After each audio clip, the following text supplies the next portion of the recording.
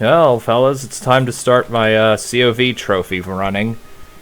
Hopefully it doesn't take too long. I got completely shafted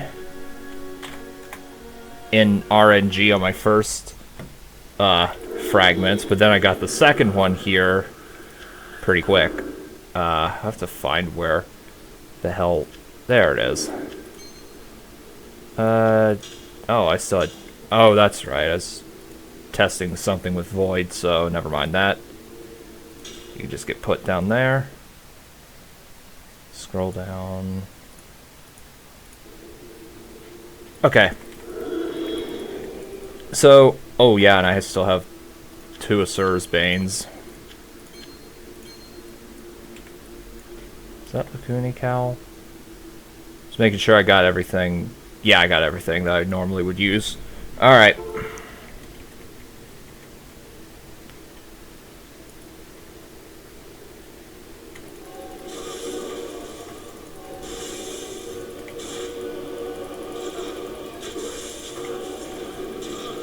And hello to whoever just joined the stream.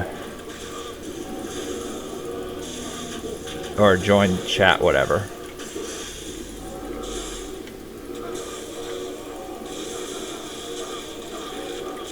So I'm gonna throw up a portal, as I should. I don't want to go in there just this second. Okay.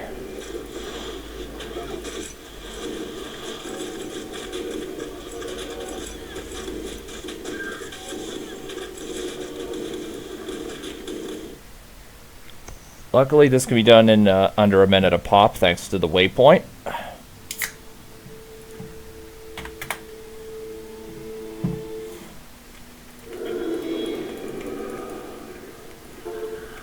And I'm going to be farming this thing twice. Once for the added bonus to Idol of Vanity, which is minion life and minion damage, I think it is. I know it adds 40% minion. Actually, I think now it's 40% minion life. Regardless, that'll be helpful. But then I'm also going to get a second one to cube with the Witch Charm. Because Witch Charm, when cubed with Cathedral of Vanity trophy, gives 50 energy factor to spell damage, and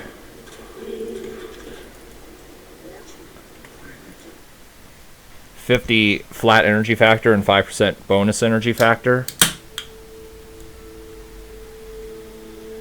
Yeah, I understand that feeling. Also, I did not mean to disable the main menu music. Glad you could make it tonight, though, Jeff. So, I think hopefully you have some time off for Thanksgiving here coming up, at least in the States. Since I want to stream something at least once a day. Lord knows if I'm going to be able to, but hopefully if things go my way, I'll be streaming something, like I said, once per day up until Black Friday.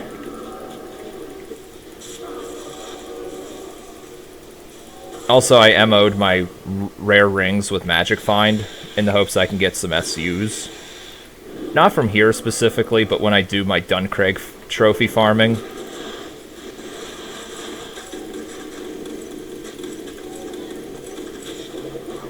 And for anyone interested, which I actually suspect will be very few, I started recording my LP of Saints Row 4 the other day. And I already have a game crash in the second segment.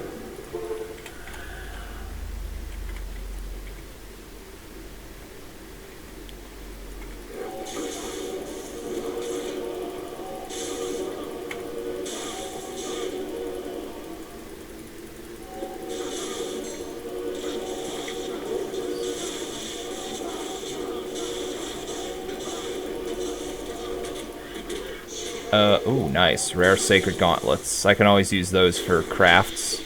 I also made a mule, so I can actually hold items if I need to.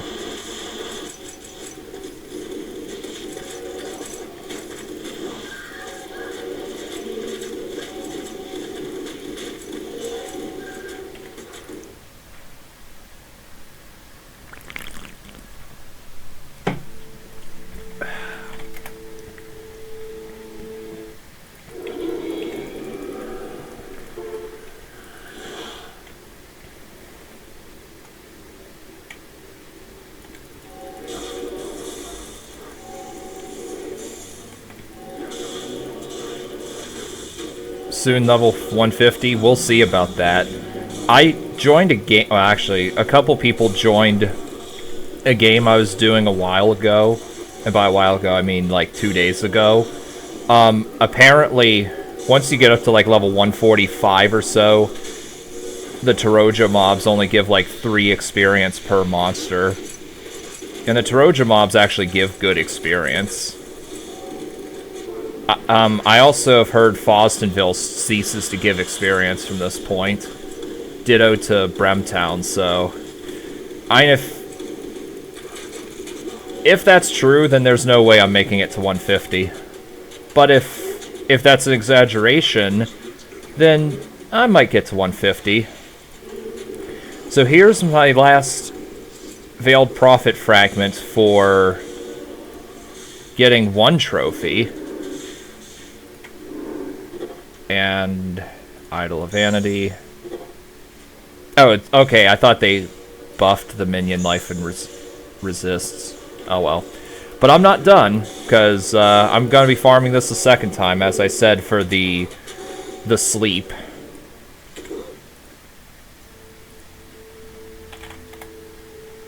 And also, if I'm going to farm...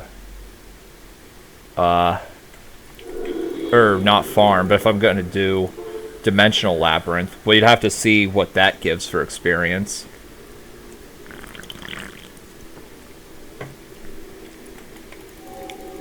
Because I know the low levels give far superior experience to than Duncraig. If the high levels grant super good experience, then I might have to farm Labyrinth. But I need a better Cabraxus charm. I need a +3 fire and light, or fire and cold. +3 fire and cold roll.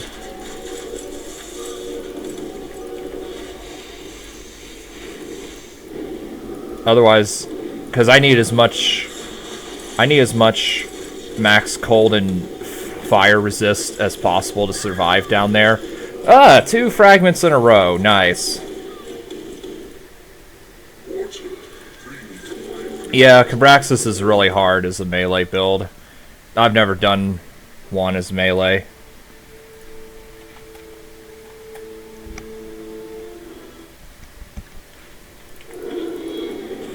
I assume the concept would be the same and avoid Balefire if possible. Hit them, run away, rinse, repeat, but obviously that's way harder to do. And of course, in melee, you have to deal with his whirlpool, which will incinerate you. Alright, let's see what this is. Fuck's sake! This is the second Legion I found on this build.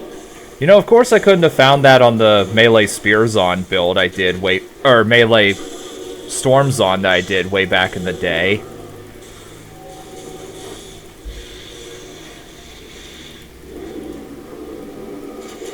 Especially given that back then, that was literally the only Sacred Unique Scepter in the game that didn't suck for that build. No, dude. Melee Cabraxus is really hard. I'm not going to say you're bad at the game for being unable to do Cabraxus.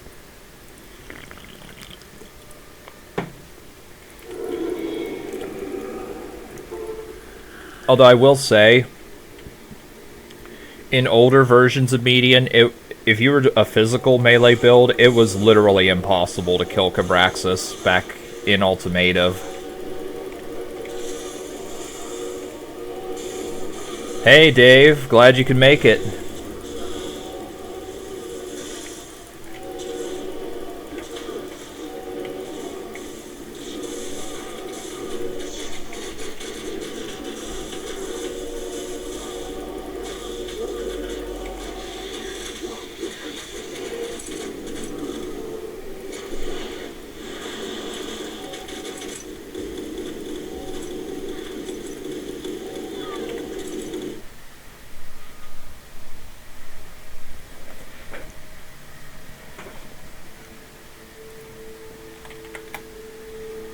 Yeah, there's nothing wrong with liking melee builds. Although, I hate to say that, from what I understand, like, what melee build are you playing this season? Because if it's based off physical damage, or hell, even if it's elemental damage, I hear that Aldi is, like, damn near impossible for melee builds. Like, way harder than Cabraxis because of his insane damage vegetation. Nice, Screen of Vizjatar. If someone wants that, I would be glad to give it up.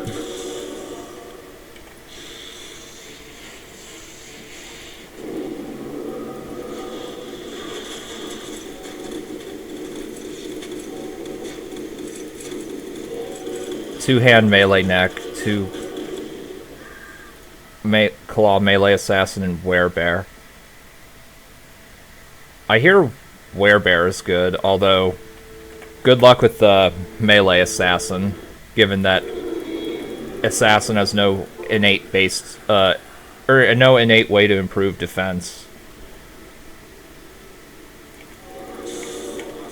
As for melee necro, I haven't played a melee necro since the Ultimative days, when Deathlord was super, super powerful.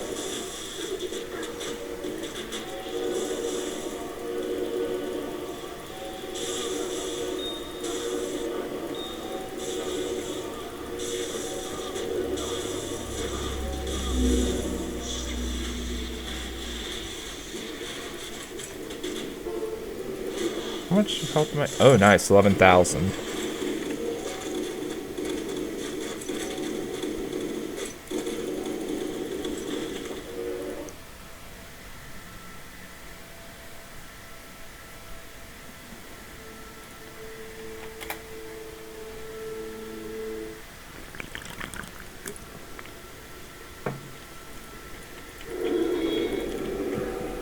Now, quick question. Do you use the Sir rune word currently? Because when I did it back in the day, Sir rune word was so unbelievably good. It's called Chthon. It's the one that gives Tremor on kill and Crucify on melee attack, I think it is. I know it gives Tremor and Crucify, but I forget if Crucify is on striking or on melee. If it's on strike or melee attack. I think it's melee attack. It's like, that crap was fun. Oh, both are on kill.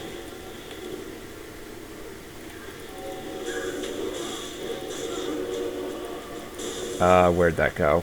Ooh, that is absolute garbage. Okay, it's... Oh, hold on. Whoop. And then... It is... Ooh, that actually gives everything I would want except for flat lightning spell damage. That's really good.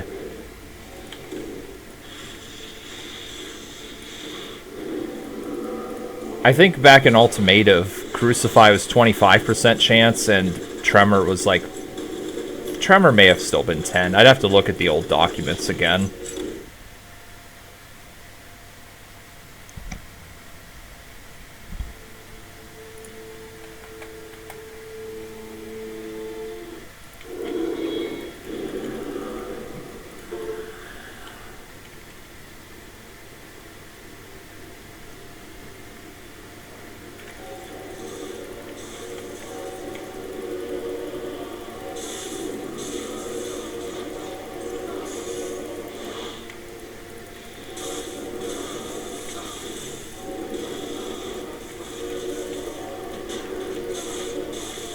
I'm still picking up rare rings in the hopes I might find a ring that gives +1 skills, lightning spell damage, lightning pierce, and energy factor all in one roll. In Ultimative, you could just re-roll with the Oils of Renewal.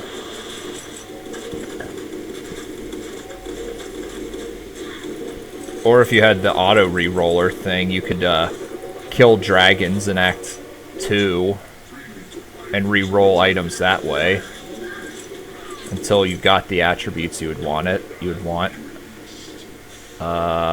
Where's my... There it is. Before I end this game...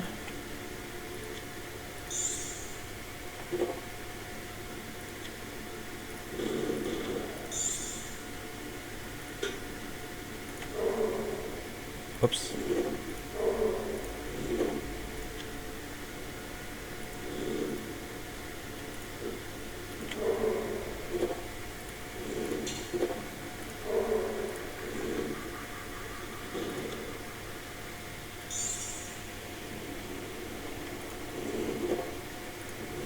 There we go. Oh.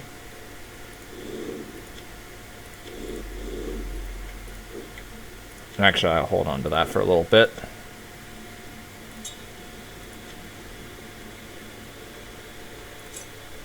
I don't know why I still have this. I have a decent Belial.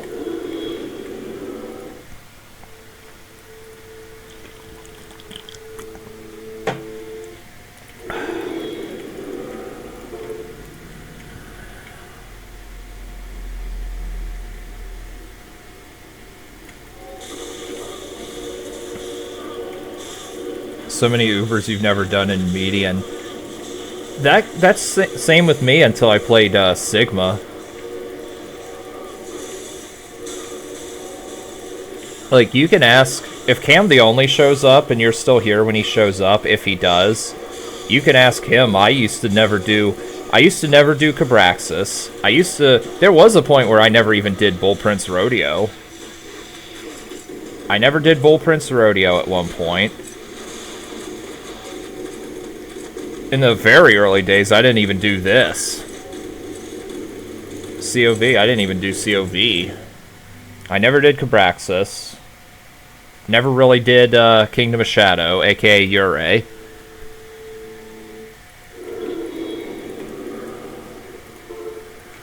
Judgment Day was impossible with a lot of builds, so obviously I never completed Judgment Day with various builds. Yeah, pretty much. Yeah, I would kill Bale and always move on to the new character, usually. The Melee Necro was different, though. Melee Necro, I did proceed a bit further with Melee Necro than I did,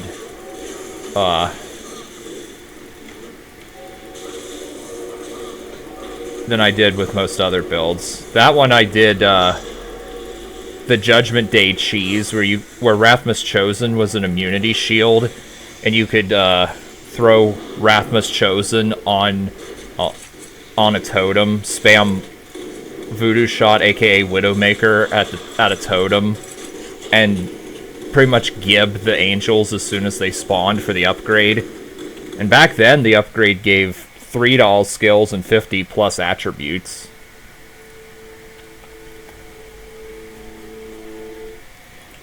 And then I did, I think I ended that playthrough with Vizgen. Ure is a real pain in the ass. Although, like, on one hand, now it's harder because you have to do it deathless. But, on the other hand, the bridge is not a complete piece of shit like it used to be either. So there's, like, pick your poison. Though in Ultimative, Ure was basically a lockout area before lockout areas were a thing. Ditto to Bremtown.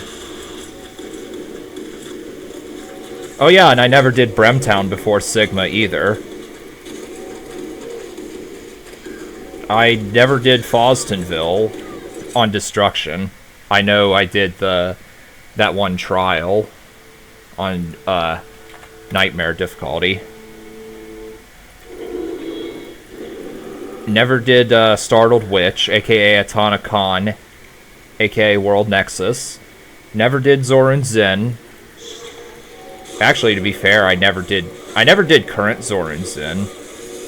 Although part of that's because I don't give a fuck about the Umbaru treasure. I did Zoran Zin back when he had no lockout. But I haven't done him since he got lockout. And for sure, I never did Archbishop Lazarus and Void.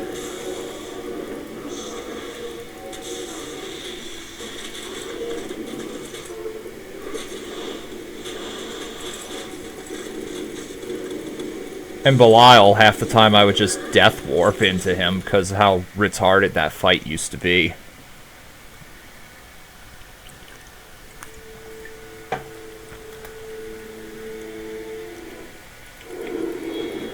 Can I do most Ubers on neck if I respect to... Okay, when I did most... Also, I never did Zaxix back in the day. When I did my Crossbow Necro playthrough, I did everything on that except for Ure, Bremton Upgrade, and Witch. Oh yeah, and I never did Yashari.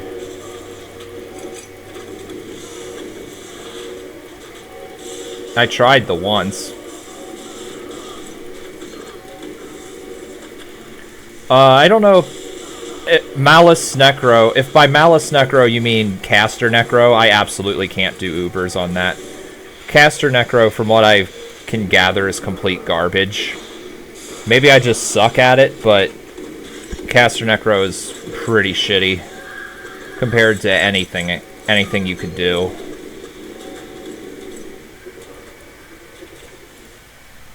But yeah, Crossbow's probably still really good, though I can't say for certain. Melee I'd have to play again. Some Totem Necro, I don't know if it's any good since they reworked the totems, but I imagine that's still probably pretty bad. And Summoner I haven't played since they... I played it when it was under the old style with the shadows and the Rampagors and crap. I haven't played Summoner since they made the Abyss Knights and the Skeletons, which that I will at one point revisit. Like if I do every Uber somehow on this build, and there's still a little bit of time in this season, I will revisit something. Probably Summoner Necro. Because I do have interest in revisiting Summoner.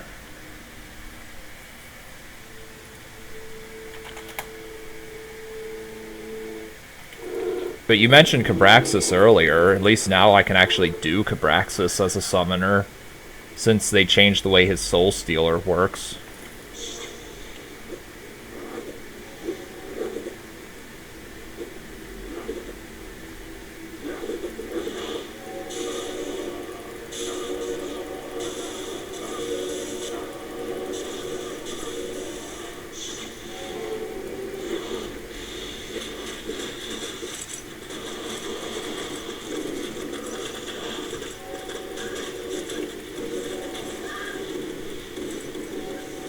Should you be able to do most Ubers on a melee crossbow build?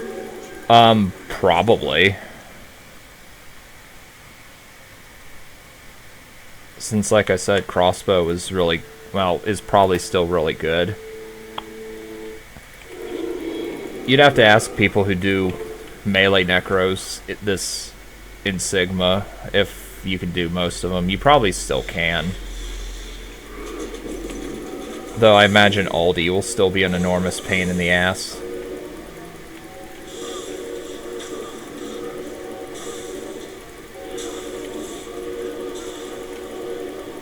That's alright. I mean, I'm not really doing anything that requires a whole lot of my attention, so...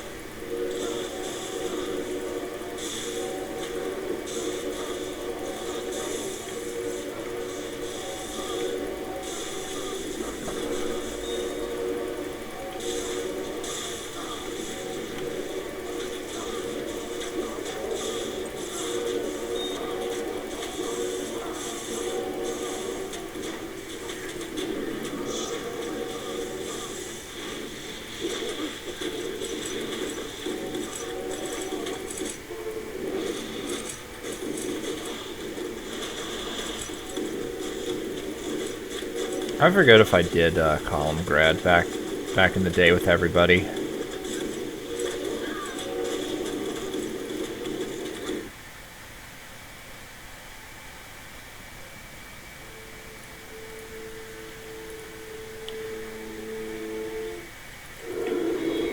So, something I'm curious about. Can Mendlin drop trophy fragments in the void? I'm only asking just because I'm curious if he can, and if he can, I'm an idiot for thinking about doing this, but I'm kind of thinking about farming the void trophy anyway, just for... Okay, I'm gonna die right here, probably. Anyway, if Mendlin can drop trophy fragments, I'm kind of contemplating farming void trophy just for that +1 that I used to have a 50% chance of getting. But if Rathma's the only one that can drop fragments, then fuck that. I am not wasting my time with that crap. And I'm probably not going to trophy farm it anyway, because it's still going to be a big pain in the ass.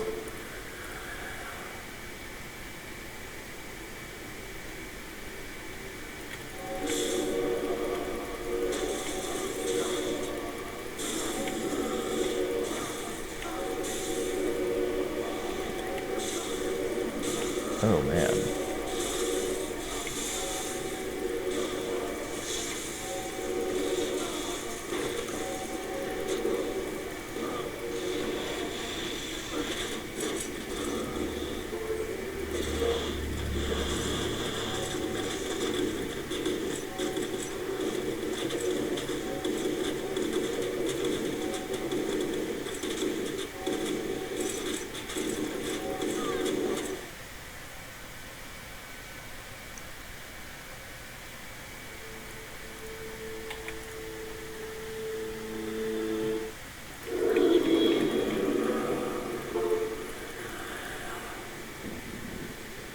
Pardon me.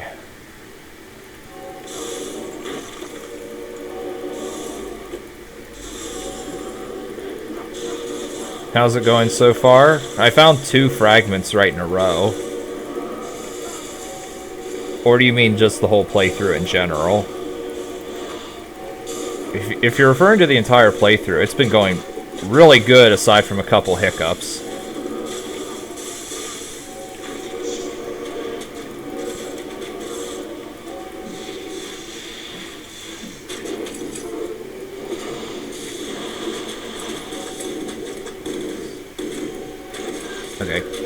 There we go. In general.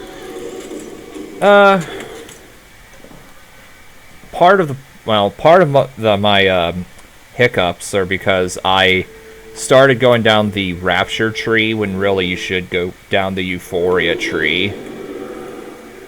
Yeah, I went down this tree to start instead of this tree, which this tree is a lot better for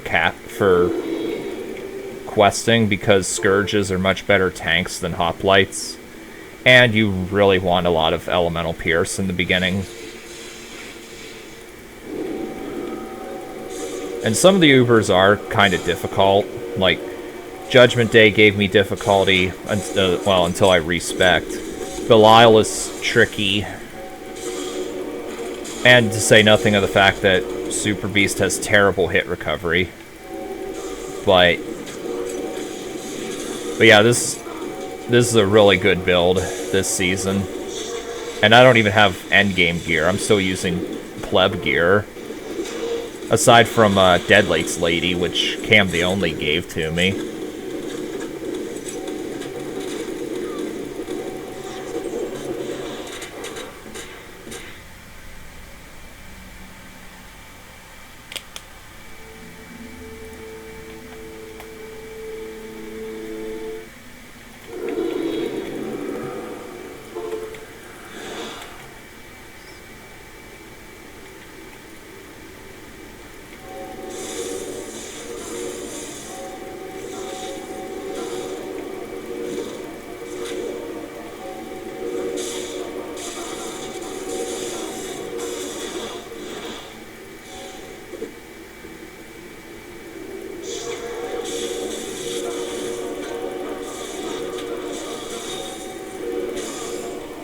How is Hammers On, by the way?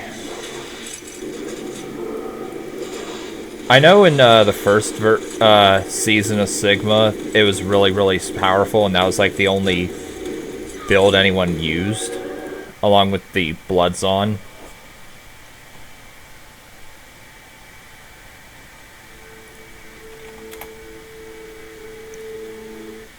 Hello, Lionel. I was gonna say, yeah, it's probably still good. I mean, didn't they nerf Hammer Azare's damage from 150% weapon damage to like 120?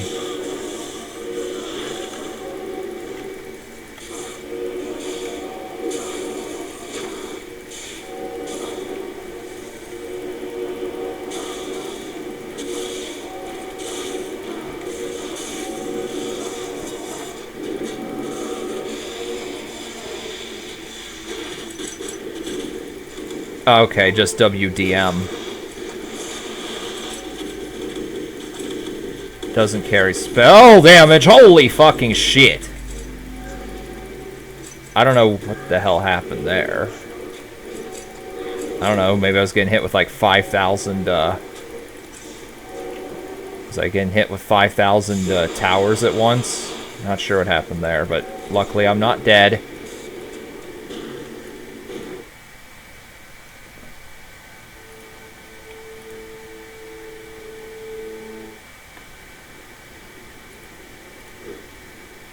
That's like the... Yeah, I don't know how many Witch Hunter's Hood I found. Quite a few. But,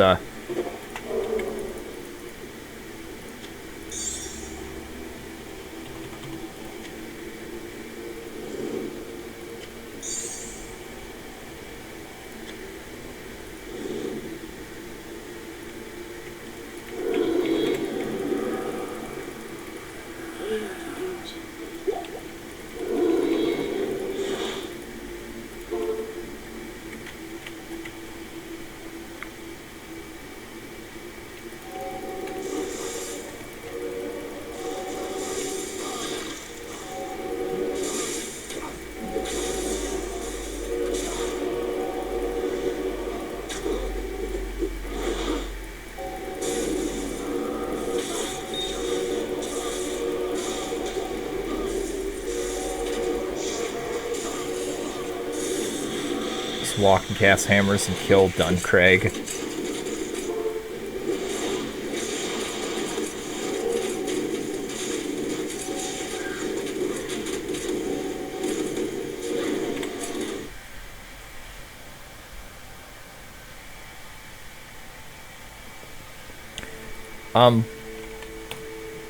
I imagine you still want to have Lightning Pierce on Hammers On, but how much damage conversion does it have from Fizz to Lightning?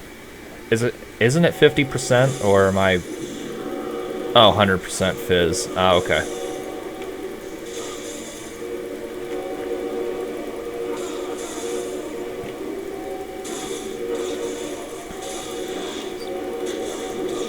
Magnetic Field is 100% Lightning.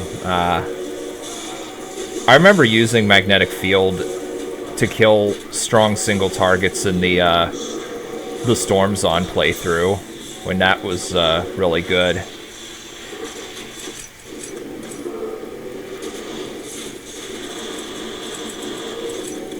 I actually had a lot of fun with that playthrough. Like, it was a fun playthrough, but like, honestly, I don't remember a whole lot about it, other than the fact that I had to remove Thunderstruck by AC/DC during Level Challenge 1 because it got blocked worldwide. And it was the last playthrough I finished before getting married.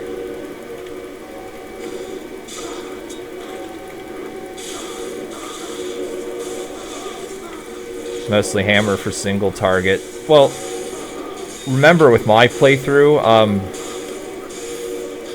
I started in 2017 1.2 when Thundercrack did less damage, so you pretty much had to use Magnetic Field for strong single targets. Oh yeah, for sure. Oh my. And it fit the build too, quite nicely.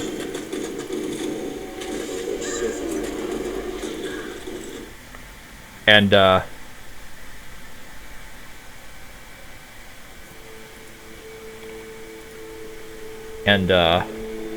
they at one point made it, I think, 50-50 for magnetic field, but then they made it like 80-20 for lightning physical. Hello, Shatfort. Not much. Just having a nice COV trophy farming stream on a Sunday afternoon, at least here in the States.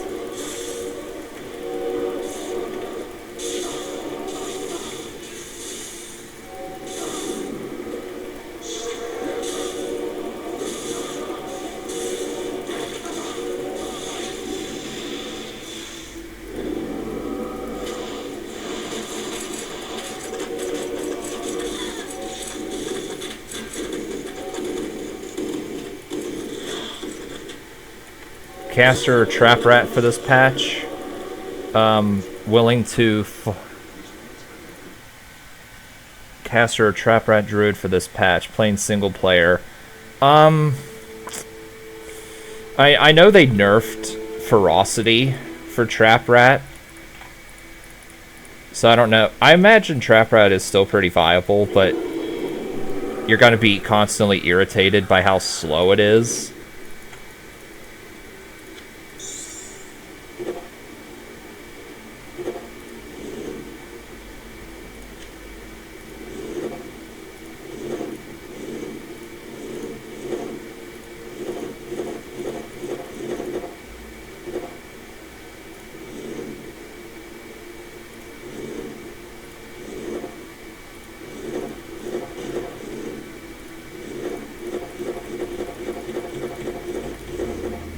And I imagine Caster is still really powerful. Yeah. Yeah, best way to get signets is to farm, what's his name, Neelathok. Yeah, by far.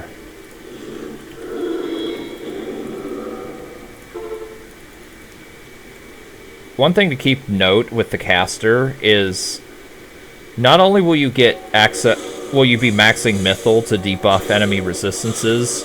You can also get a lot more Pierce for whatever element you choose to use, for whatever skill you choose to use, whether it be Plague Avatar, Rain of Fire, well, Elemental or Hunting Banshee / Freezing Gale, and that'll help with boss farming.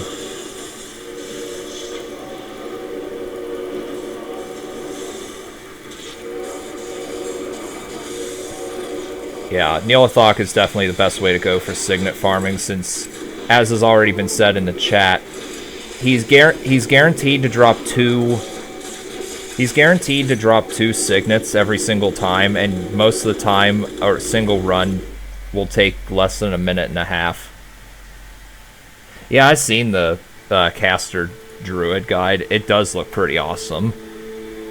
Oh, and I did forget about Tempest, which you can get as an O skill. Or if you go with Hide of the Basilisk, you could use Thunderstone.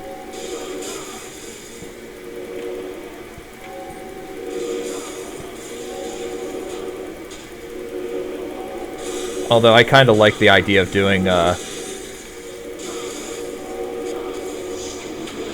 Hunting Banshee the best because of the biting cold Sacred Unique, which gives, I think it's like 150 extra strength factor to spell damage, 10 to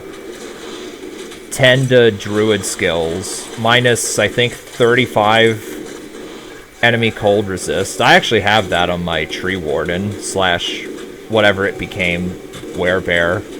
I'd have to look at it. And it gives 2 extra projectiles to Hunting Banshee.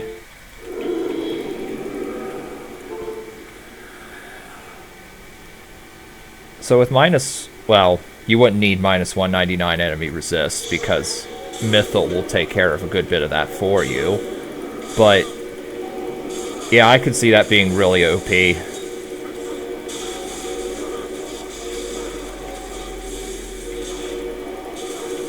Better than Wolf Druid, that's for sure.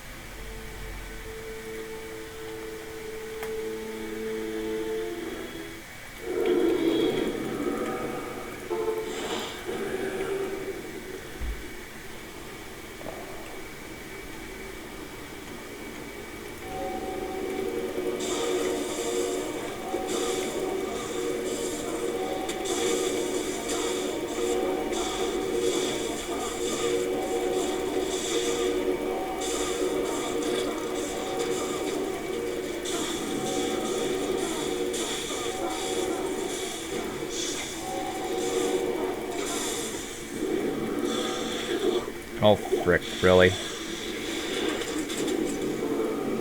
I'm not a fan of them light wells.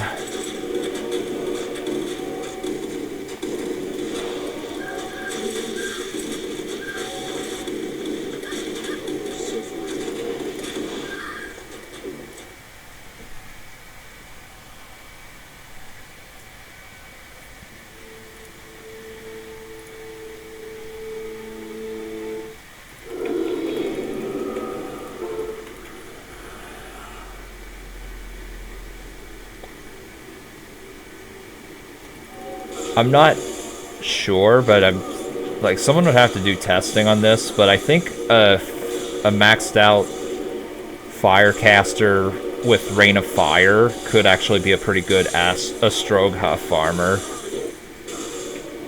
I'd have to. Someone would have to do testing on that, and I would like to see the results.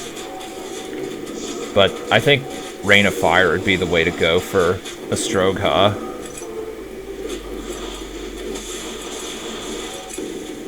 Since its radius is really small and it only attacks single targets, so there's no fear of destroying spider statues or anything.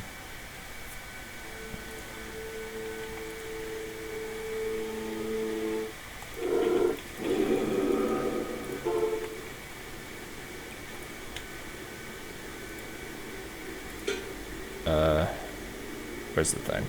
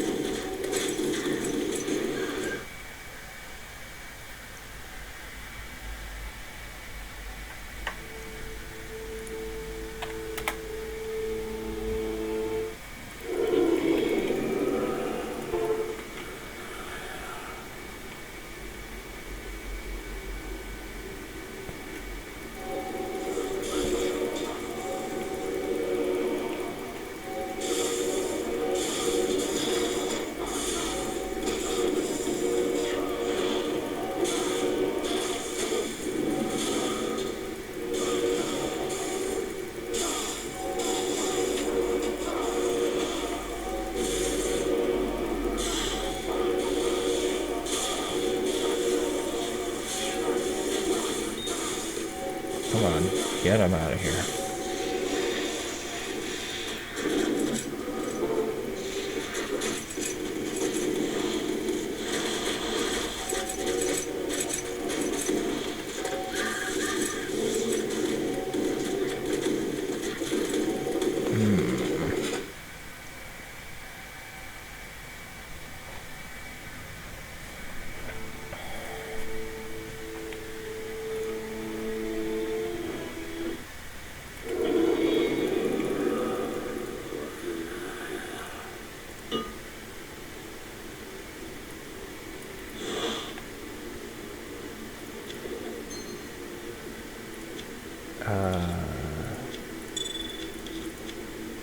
There we go.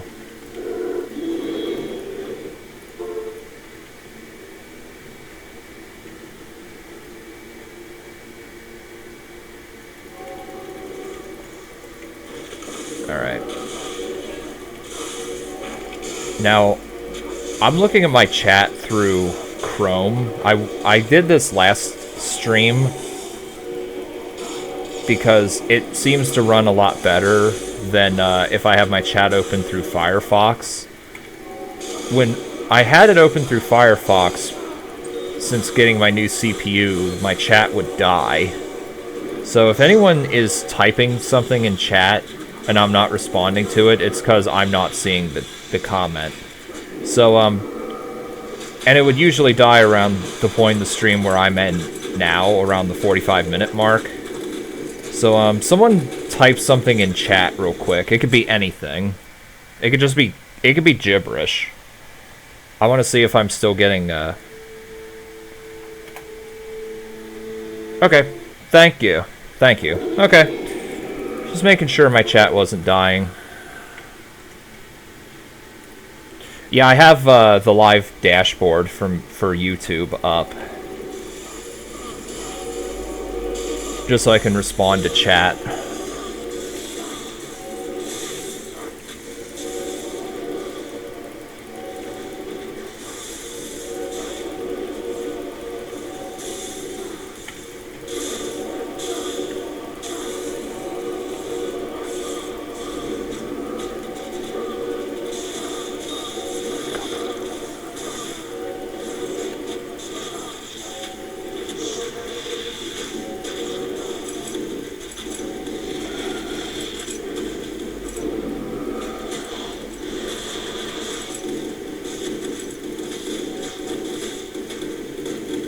Alright, that's the 5th fragment I've gotten in total. 3rd in this stream. Alright. So all I need is one more fragment, and I'm... Pop-Out Child isn't doing well. I mean, the chat's just in the live dashboard page. I don't have it in a separate tab or anything.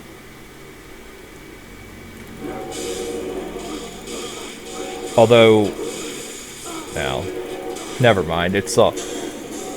I think I've now definitely come to the conclusion that when it comes to reading chat and streaming, Firefox is vastly inferior to Chrome. Since Firefox, for whatever reason, is more CPU intensive.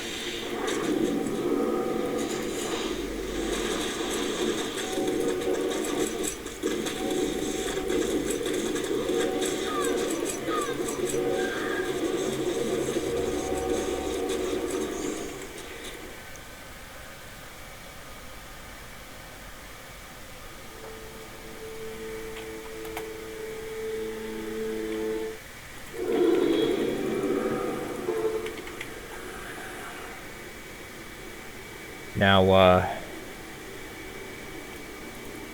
I know I've been saying this, I've not been doing it, but I'm thinking that if I feel like it this week, I will resume my long-forgotten playthrough of Diablo 1 HD as the Sorcerer.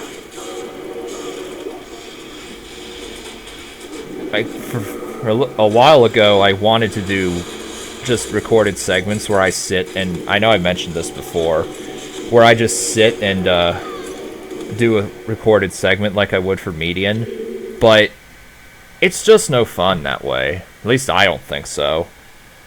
Like, Median, I could do streams or recorded segments, and I don't have a problem with that. I think it's still fine and entertaining, but Diablo 1 HD, I feel...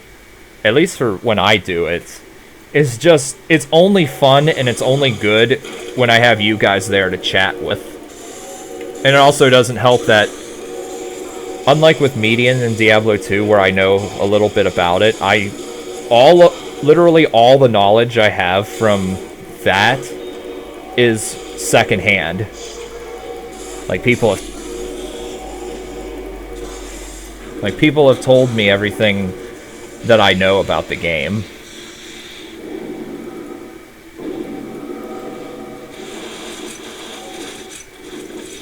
And, another thing, I'm curious to hear what you guys think about this. If I get done, like, if I'm gonna really try hard, to do everything on this build, I can't promise I'll succeed, but if I do, would you guys prefer I do a second character this season, or try out another Diablo mod, or possibly vanilla D2? If I do another mod, I'm thinking Path of Diablo.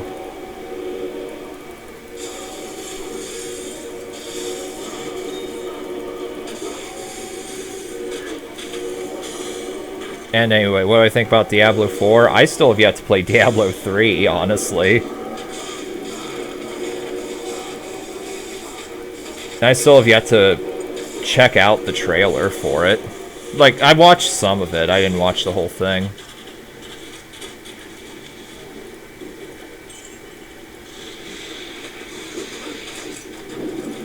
You saw a different mod, Jeff. What was that?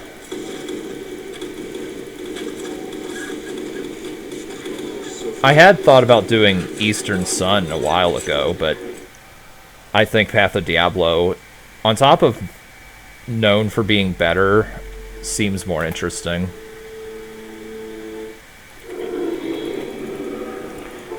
And if I do Path of Diablo, I'll probably have to reinstall D2SE, which luckily I won't be giving up any of my builds since they're all on the servers and all on Realm, which is another advantage of playing on Realm as opposed to single player.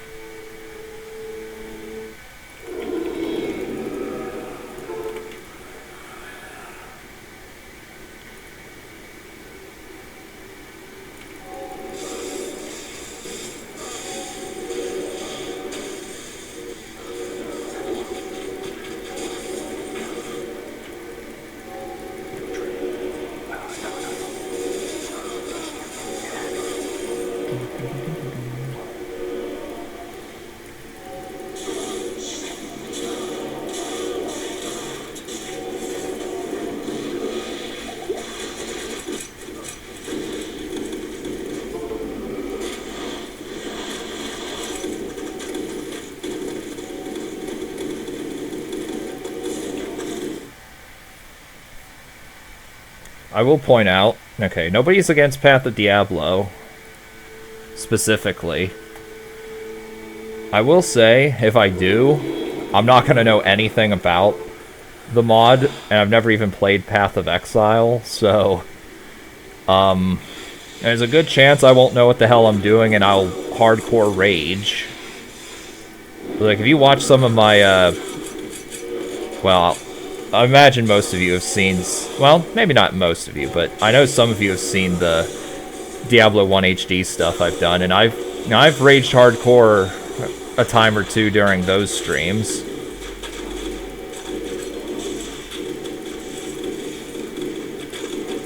And I know some people specifically love when I get very, very angry.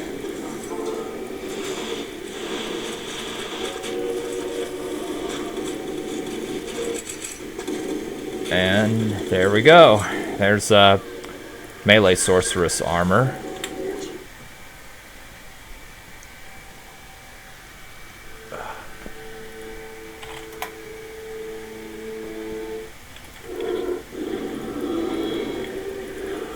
Am I going to start a new character? Certainly not yet.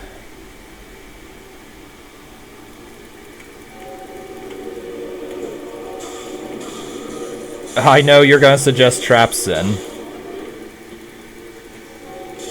Like, when I made that poll of which build I'm going to do this season, I was gonna use my own influence to shift the vote a little bit, but there's just a few too many people suggested this.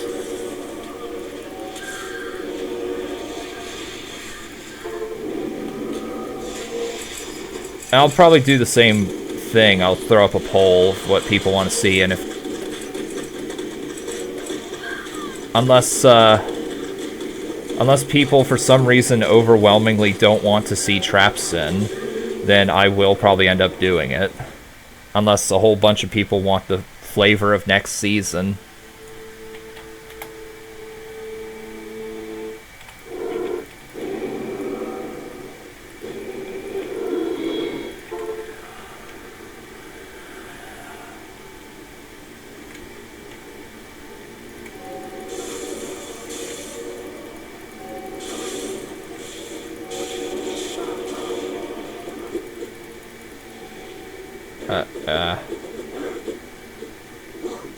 Hello, Desync.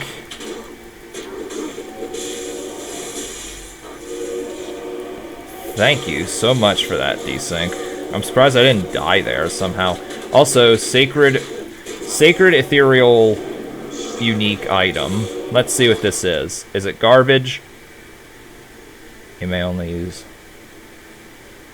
I think that's pretty garbage. Also, hi, Dark Tenki.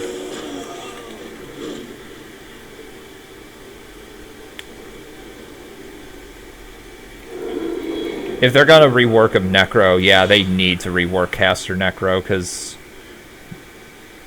I admit I'm not the best caster out there, but from what I've played of Caster Necro, and this was back in Ultimative when casters were like super overpowered and were the only way you could defeat various bosses. Even back then, I could not do well with it, and I found it total garbage.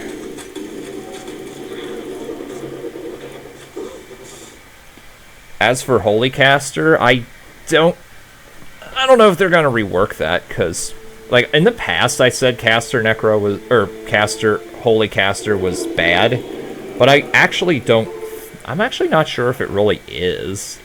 I mean, it's bad now compared to Unholy Caster, obviously, but I don't know. And also part of it comes from the demand of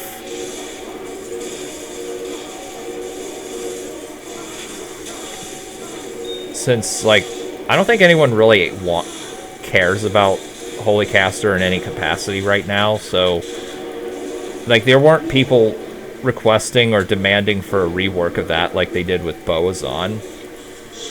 Solar Flare rework? Yeah, maybe. I mean, if it's the duration you're worried about, why not go for Blinding Treads? I mean, it gives you 200% increased duration to Solar Flare.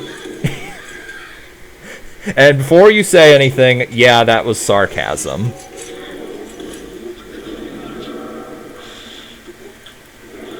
Pestilence was nerfed super hard, yeah. And Boneyard looks too clunky. Yeah, if Boneyard worked like Ricochet, aka the hell's it called in this game? Or what the hell is it called in Vanilla D2? Lightning Fury. Then yeah, it would be good. But the fact that it doesn't do any damage to its original target ruins it for me. And that's my second COV trophy.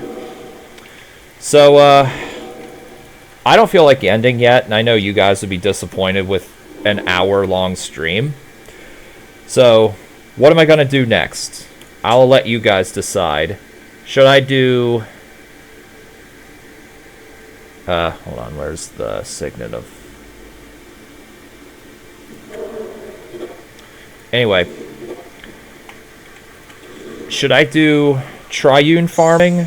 Duncraig farming?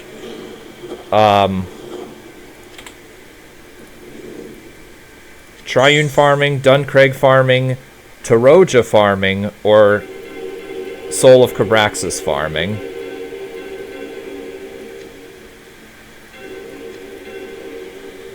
I'll let you guys decide, because I'm going to the bathroom. I'll see you guys in a couple minutes.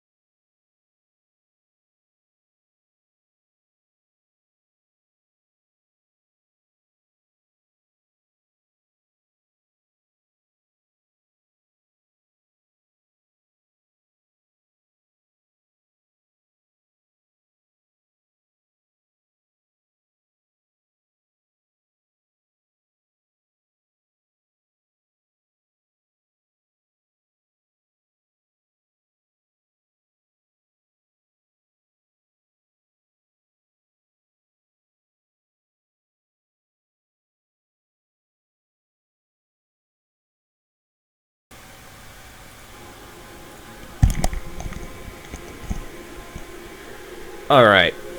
I see one of each. I guess I'm gonna try Cabraxis in this game. Simply because I still have it... Whoops. I still have it set to private. If I do Duncraig or Triune, I forget if I listed Triune as one of my choices. If I do Triune or Duncraig, I will open up the game. I'll open up my games to be public so you guys can join if you wish. And if we do Duncraig, we're also going the long way, because I still do want SU items. I still do want Hide of the Basilisk and Hide of the Basilisk, Astrion Citadel / Vanquisher / Stormflyer, and Blessed Wrath. Anyway, flavor of the month this time. I imagine that it'll be some melee build. Because a lot of people are complaining that melee builds are too weak. Does Cabraxis gain life if he kills summons? Not anymore. He used to. And as a result, it was literally impossible to kill him with a summoner.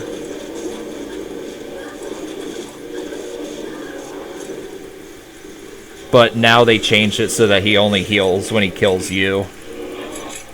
Yeah, like I said, it used to be the case. The only boss that has Soul Stealer when he kills summons is Sam. Quavsin, like Cabraxis, Quavsin used to be that way. But like Cabraxis, he only heals when he kills you specifically.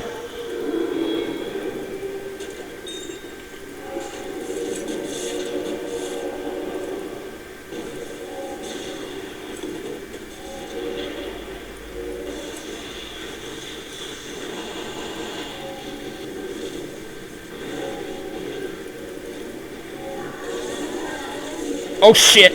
Okay, what the fuck? How am I poisoned? I just used a potion. Come on now.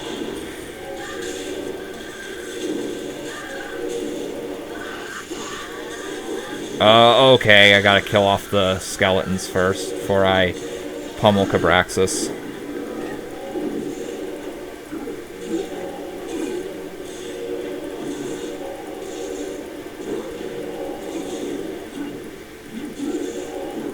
I remember this was super easy with Crossbow Necro in 1.0.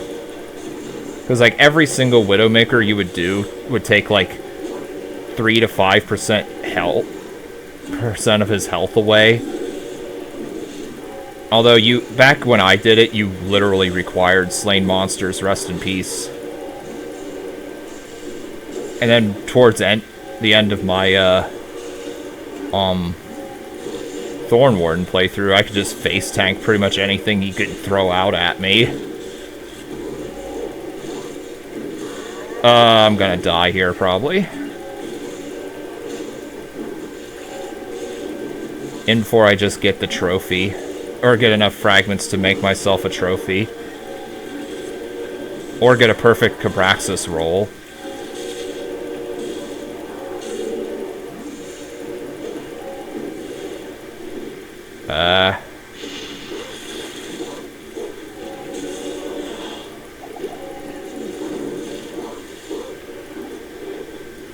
Come on, fucking Vindicate.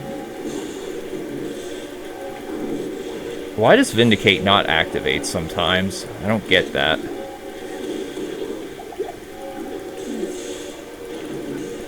Ariel has the magic touch. What with killing Cabraxis with melee?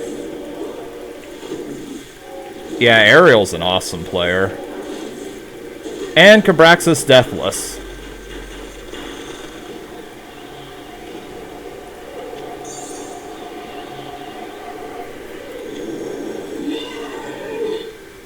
Okay, that's just a shit roll.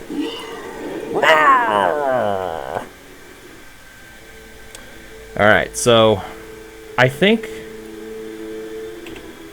I will do Duncraig. and I will open up the game for all of you. If you wish to join, the password is 2236. The game name is Dunk1.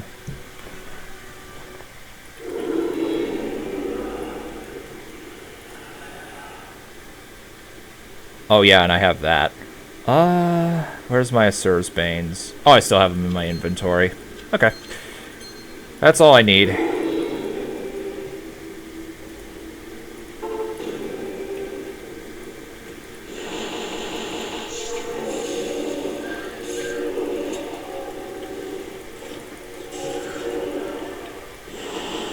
So like I said, we're gonna do this the long way.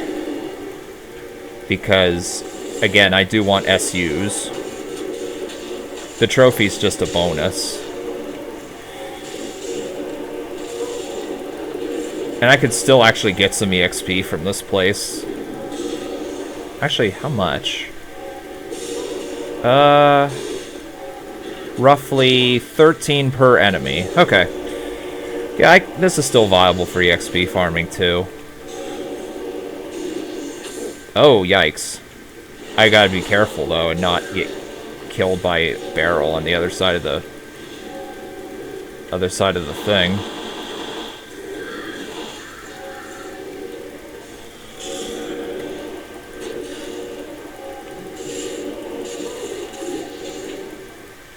Also, hold on, let me change my stream title. Alright.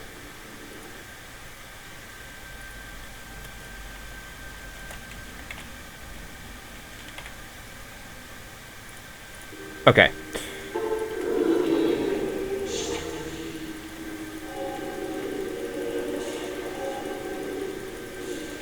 How hard is a Sir? Purify 2-shots him.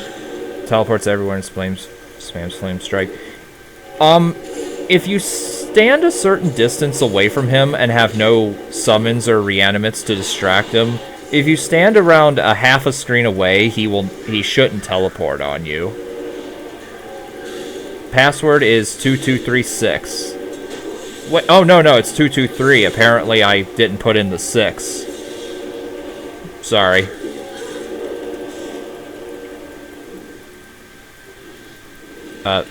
Hello? There we go.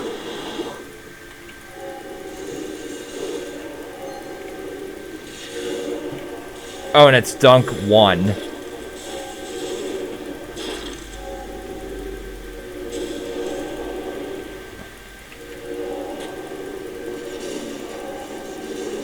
Stacking fire resistance would help, but Asur's not super hard as long as, like I said, you stand about a half screen from him and then purify him whenever you get the opportunity.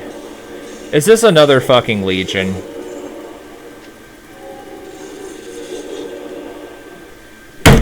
What the fuck is this?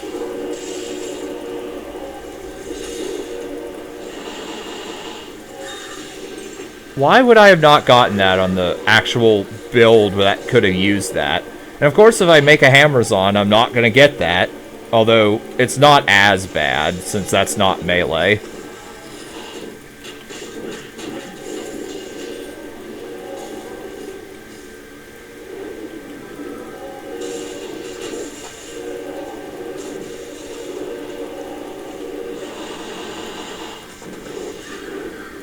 Oh, also, I would like a Shamanka.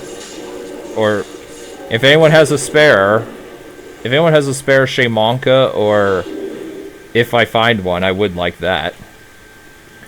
You know, I'd never find Shamanka, but everyone I ever play with or talk to in chat seems to always find one. That irritates me.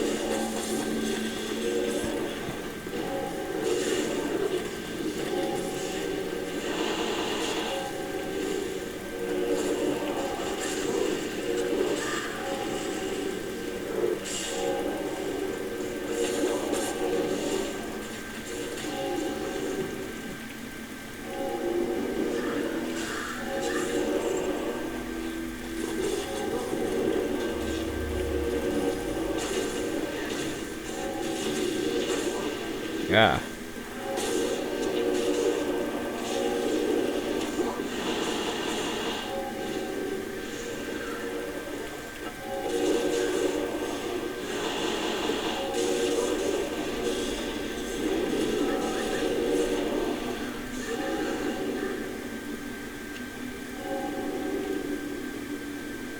Now I don't care which way we go, but I will throw up some summons. Do I have... Okay, I do have Purify hotkeyed. Alright, lead the charge. Be... You'll probably be death fodder. Yep. Oh well, your sacrifice has not gone unnoticed. Because I actually got in here.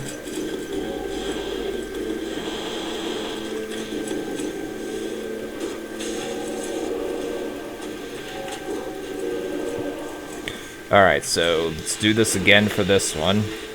And of course, if you need 2 Assur's Banes, then obviously you could make Assur's Bane. What do I think about Trap Assassin? I'm very interested in playing it.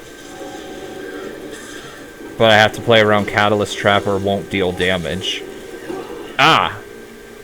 Well, I mean, Catalyst Trap is a synergy for everything, I think, so it only makes sense, I suppose.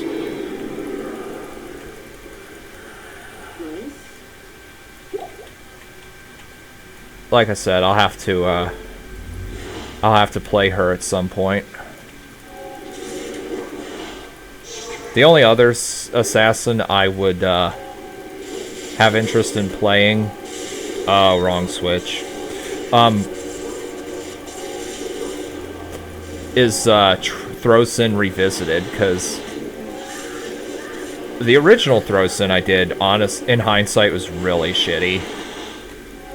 I still have the original Bale fight on my computer. I'm tempted to upload that at some point, but make it unlisted so people, just so I don't get a bunch of retarded jackasses on there. But you guys could still have a good time laughing at how bad I once was. Also, let's see what this totem shield is. Hex Ward. Oh my god!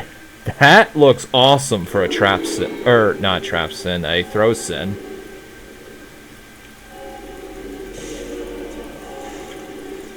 And of course, if I was doing a throw sin, I would not have gotten that. No, sir.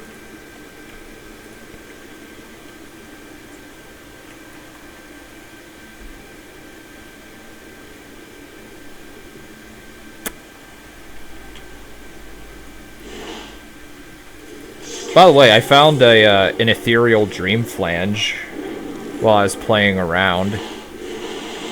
So I have 2 dream flanges to play with.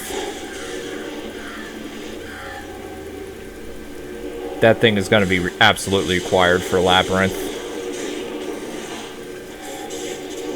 But you know what the sad thing about the Labyrinth will be? Is that one of the items I'm going to want for farming that place is Indigo. Indigo is a really useful item or rune word on circlets that gives plus... Damn. That gives +2 max resists, along with up to 15 minus enemy resists. Some pretty good spell damage and energy factor. But requires shot add, which means I'm going to be farming Taroja, which is not in my favorite Ubers to be farming, no siree. But I will do it if it means more Dimensional Labyrinth success.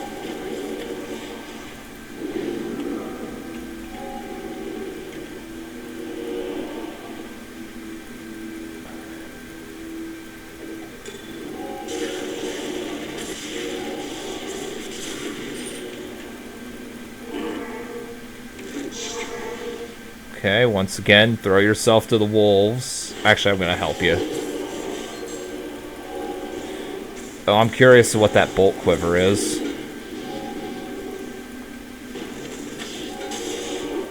Is it Plague Gland?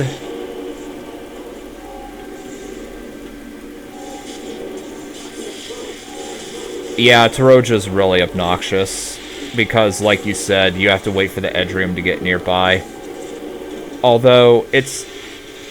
I know they have various increased Edrium life attributes. But it seems like even without those, and Lilia's Curse, it seems like it's a lot less obnoxious than it used to be. I don't know what it is. It seems like Edriums have improved since Ultimatum in 2017. I don't know if it's just their pathing is better or what, but... yeah. But yeah, it is still really obnoxious.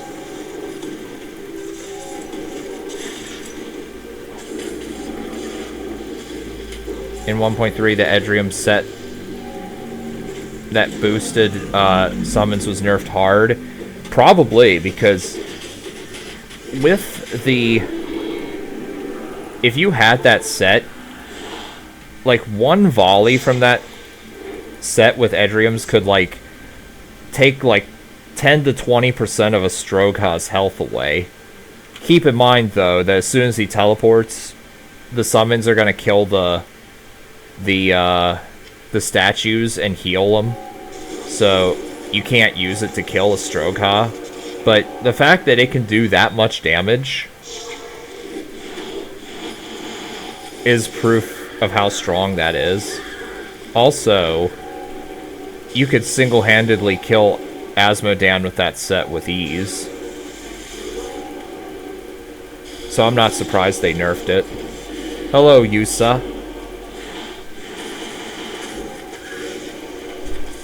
So is it just me, or did I lose some cast rate? I know I was chilled. Alright, so let's get our purifies ready. Bonk. I think this takes 3 purifies with players 8 or players 2.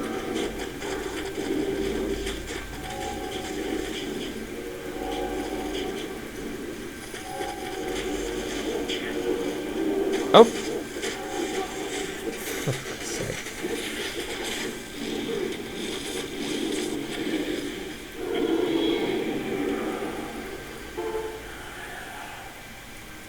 All right.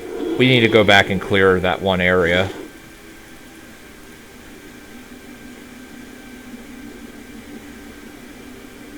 No. No, putting 2 Assur's Bane does not help Purify's damage.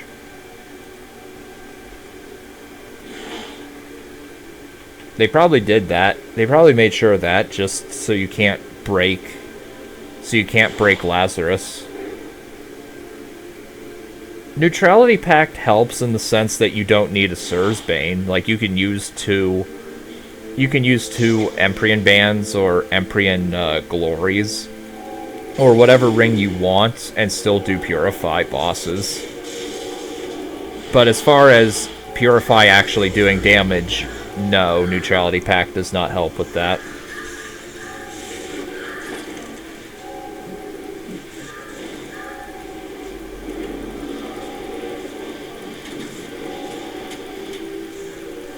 Yeah, it's always 1250 over 5. In fact, I'm gonna equip... okay, I'm gonna equip the second one just to prove it. Yep. So yeah. Although imagine if having plus skills improved Purify's damage. Like, if that were the case, then casters would fucking break Lazarus in half.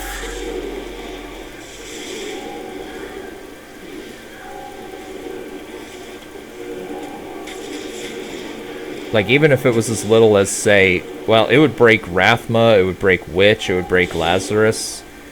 It wouldn't break Assur. And it wouldn't break MCS.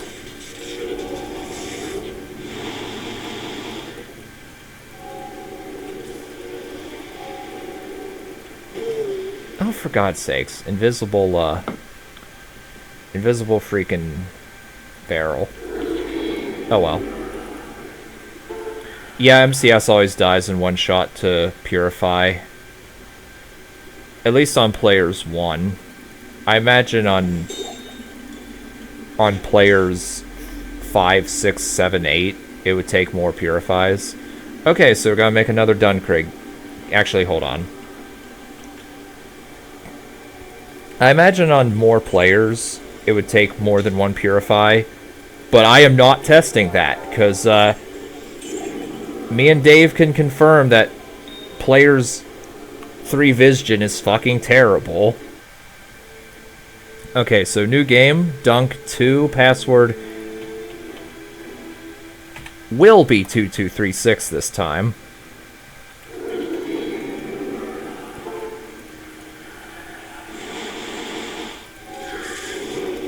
And if anyone asks why I picked 2236, it's because it's the passcode to the locker in Resident Evil 2. The safe in that one room that gives either shotgun shells as Leon or grenade acid rounds as Claire. Though on the N64 version, it's 4241, I believe.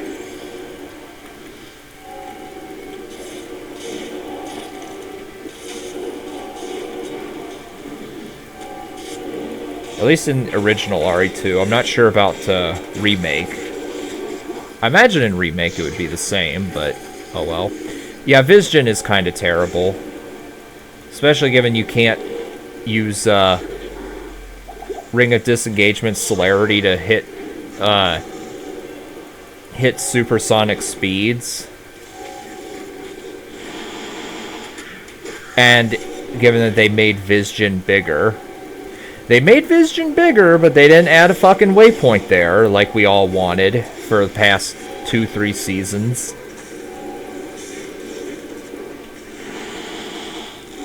If they have to remove... I say if they have to remove the Great Marsh waypoint to make that a reality, then do it. Because, like, currently...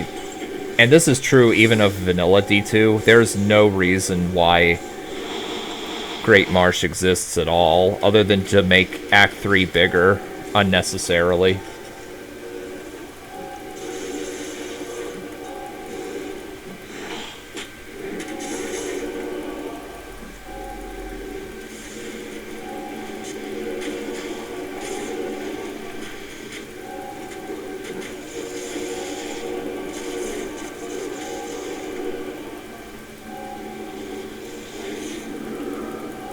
Yeah, either ignore Great Marsh or it doesn't last long. Yeah, I mean, it's still pointless and has no real reason to exist. But yeah, at least it's not super long.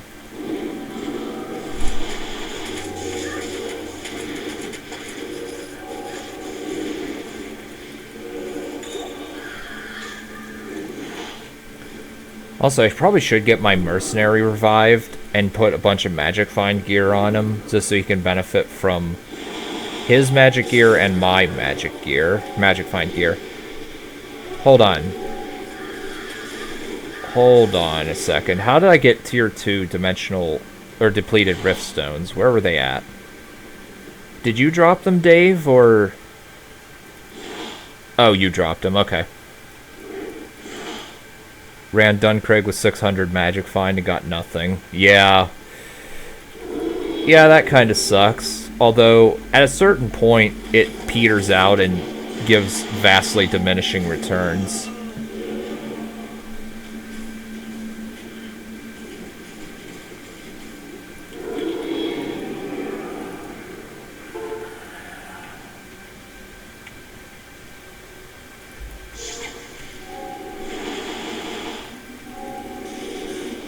Yeah, Duncraig is kind of a piece of shit with magic find. I don't know why. Yeah, it is true of vanilla D2. Energy factor and spell damage, or 1 skills is nice, but other than that, no.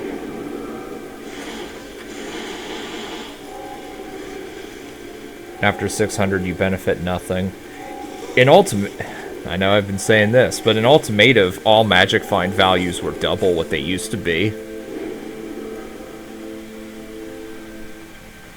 Like, there was a rune word, Judas.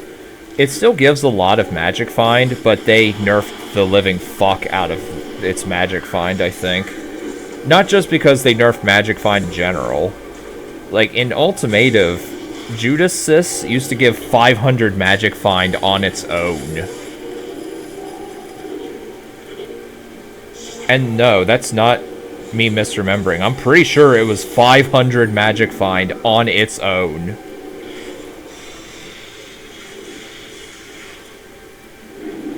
I forget what else it gave, but it gave some decent-ish spell damage, too. And it may or may not have given plus skills. I'd have to look at... Do you guys mind if I, try and find the old Ultimative values for that? Because I really do want to look at that again and see what it used to give.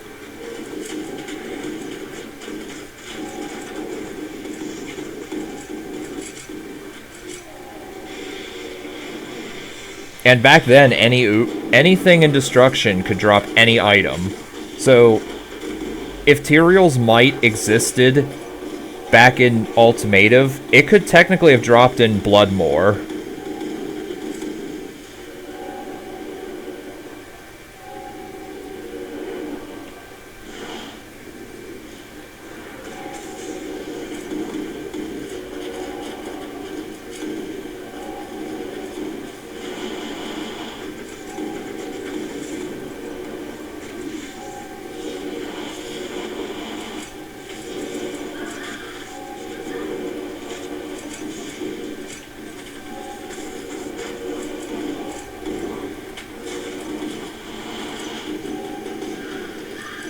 Why do I think this mod is greedy as Vanilla 2?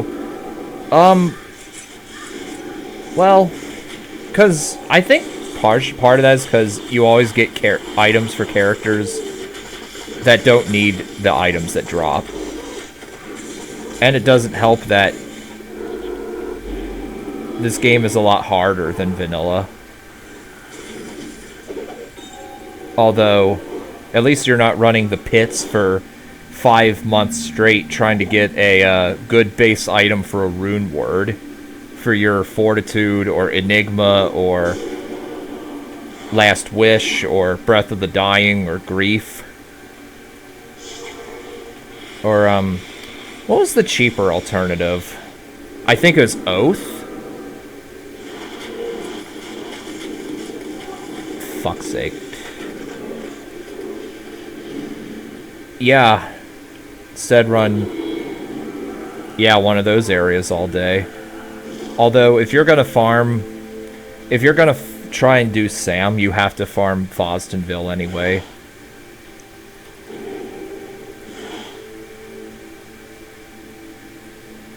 Or optionally Triune if you want a gold cycle and want to fill out your corrupted wormhole.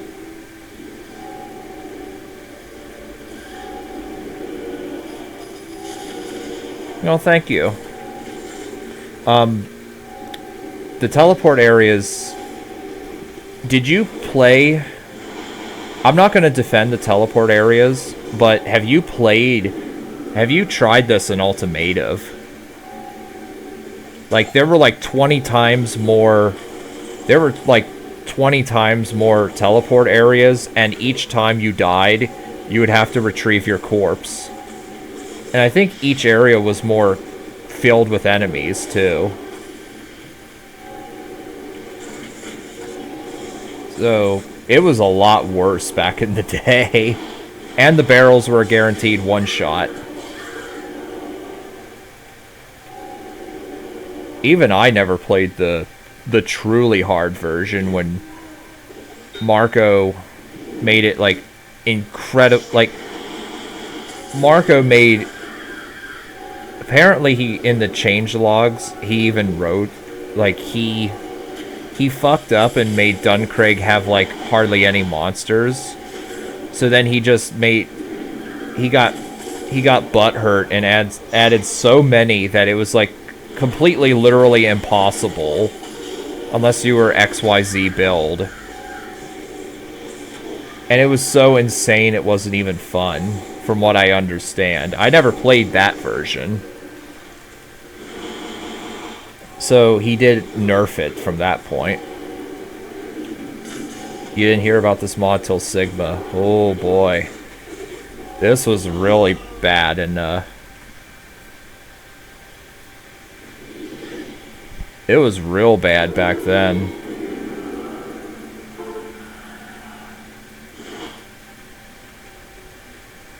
And Asura was a lot harder to, well, a lot harder to tank, although back then I didn't have the idea of just avoiding him and throwing out Purify.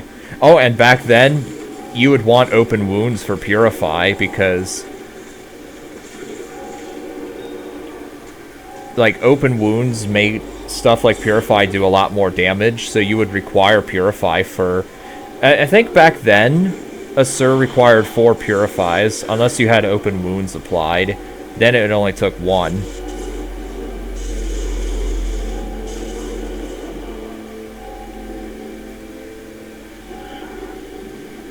Necro, my summon destroyed me at Andariel and quit.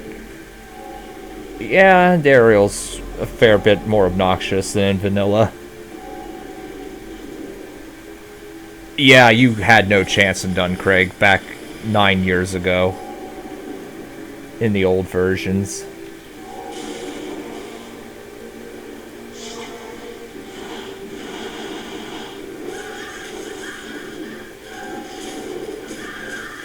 Wait, Necrobots. You mean the Fosdenville monsters? Those were in Duncraig? Hardliners were in Tran Athala. Holy shit. Okay, that's news to me. I legit never knew that until you guys just said that. Wow. Holy fuck.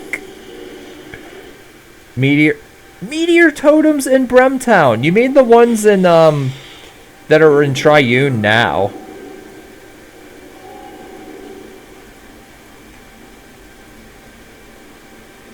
Oh my, and I'm gonna assume they one-shotted you back then too, like they did back in Triune.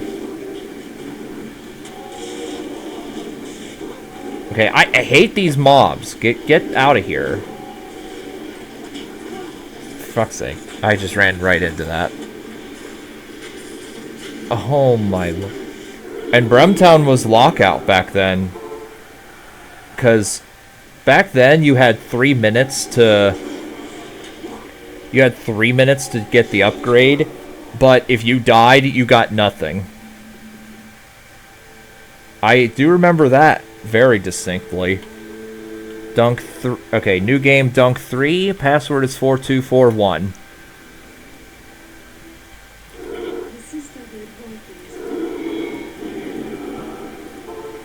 And back then,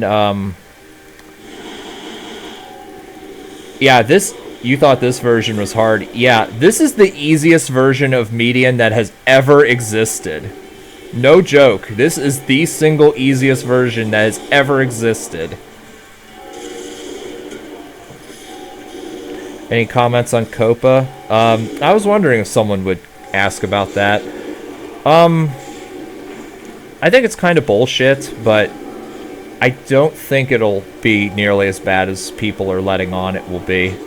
Because remember, as someone was pointing out, remember SOPA 2012 when that was the big thing? Then it was net neutrality. I think there was something else with YouTube specifically that people were freaking out over. Yeah, the old MOs were really good in Median. I don't think it'll be a huge problem, although we'll wait and see.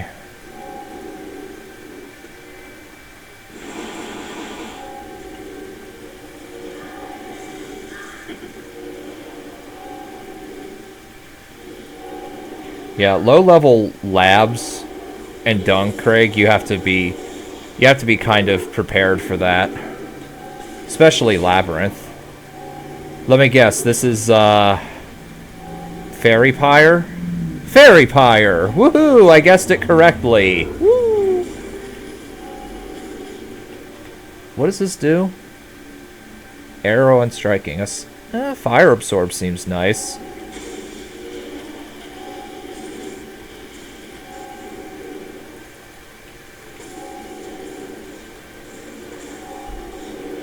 I remember one of the Chaos seasons in Ultimative had the Bremtown Howling Spirits in Ure. I remember seeing that.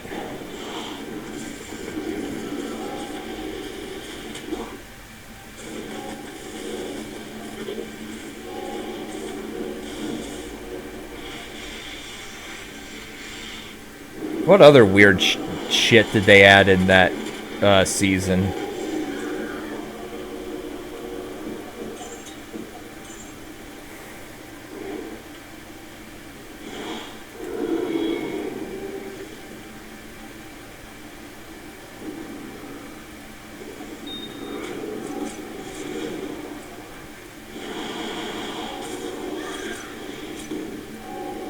Oh yeah, you missed a lot. Oh, and if you died in Visgen, like, I mentioned that you had to retrieve your corpse, like in Vanilla D2. Needless to say, if you died in Visgen, you had no fucking chance of getting your corpse back. So what people oftentimes would do is, especially if they're playing a build that can do it fast, like Wolf Druid. Oh, sorry. I got distracted with talking. If they died on Realm, what they would do is just use the rejoin game feature and basically break a lot of stuff that they wouldn't be able to do on single player.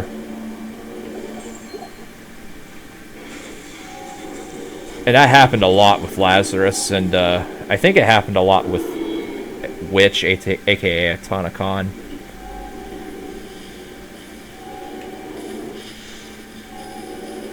All the time in Act 1. Yeah?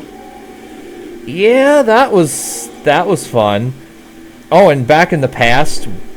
Oh, Tenkai, you missed the witches. The witches were these invisible, untargetable things that would make these loud screech... Well... I would show you... I could run to Act 3 and show you...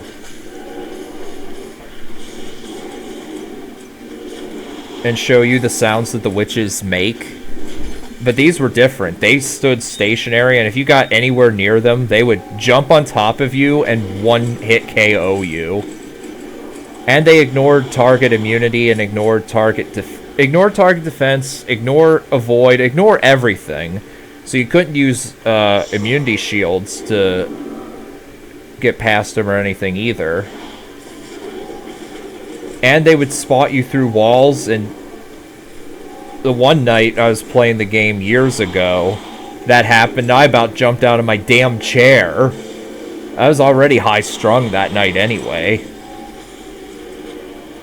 Thank God for word MO.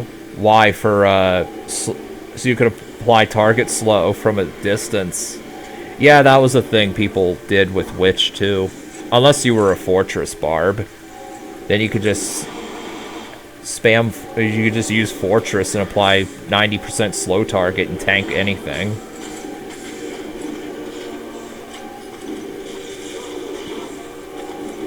It was crazy stuff. And you had to go through the witch areas, too. There was a mini game, I shit you not, where you had to get close enough to a witch. There's like a single pixel difference from when you would get this random effect where you would, if you had this effect on, you would cube your class charm, I think it was, with a Thal rune. But you had to get like close enough to her, so either you'd be just outside her pouncing distance or within her pouncing distance, and if you didn't get it, you would go into town and rinse repeat until this would work. If it didn't work after like the 20th try, you would just go back into you would just find another witch. And the only way you would know that is either to die or... Really? Either to die or have summons at the ready. Because it would show up on summons too.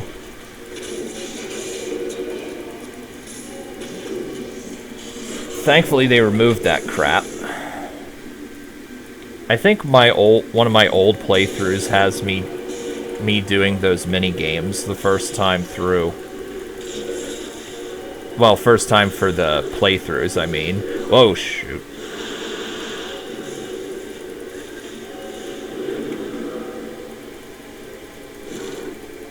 Also, I want to make sure this was... Oh, yeah, we cleared that.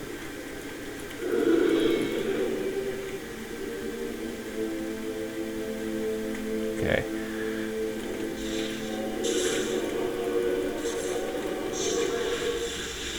Pretty many you guys struggled in first minigame. Yeah, I can imagine. I know I did.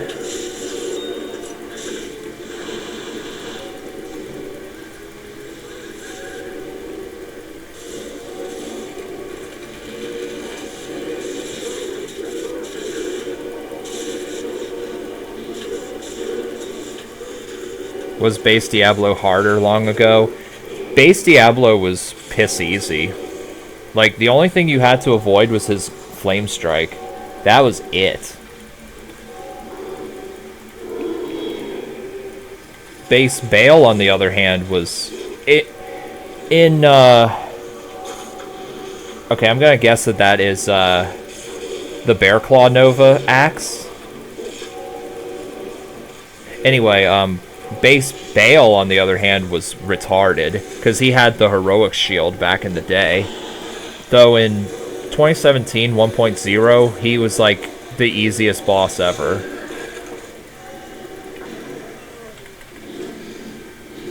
And then in 2017 1.1, they worked him to the version that he is now. Also, Town Portal, please. Thank you.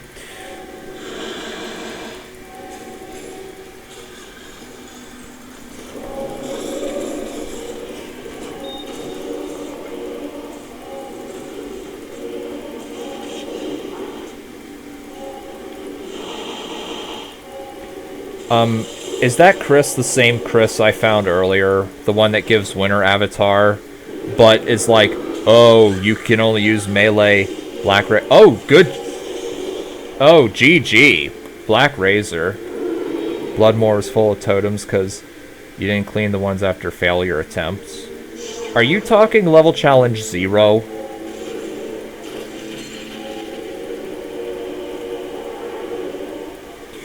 Yeah, 1.2 Diablo was really easy.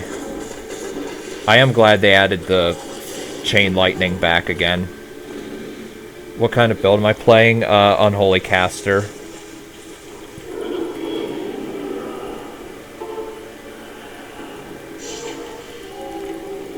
I kind of hated level challenge 0, but it was also worth doing, and it was actually worth farming in the early game, since it was a free 10 all attributes. Really? Come on. Fucking barrels all over the place. I can't even see them. Melee Paladin. Unholy Melee is probably still pretty good. Not as good as it was last season. But, Holy Melee is probably still pretty good. But come on, sir.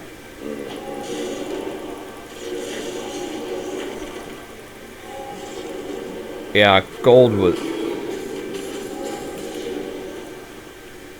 was almost literally worthless in old versions, because you could still sell crap to merchants back then, and it would actually... Like, pretty much any blue or yellow item would sell for 500,000 gold on Hell Act 5.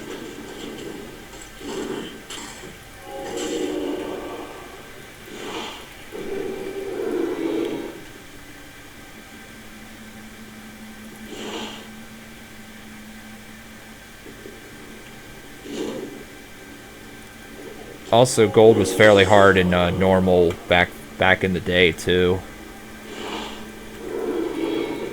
Especially when you had to buy sacrificial hearts and,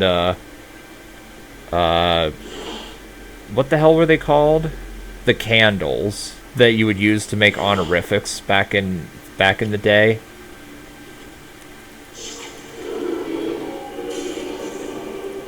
Weren't they called, like, ritual candles or something? Like, old school players will know what I'm talking about.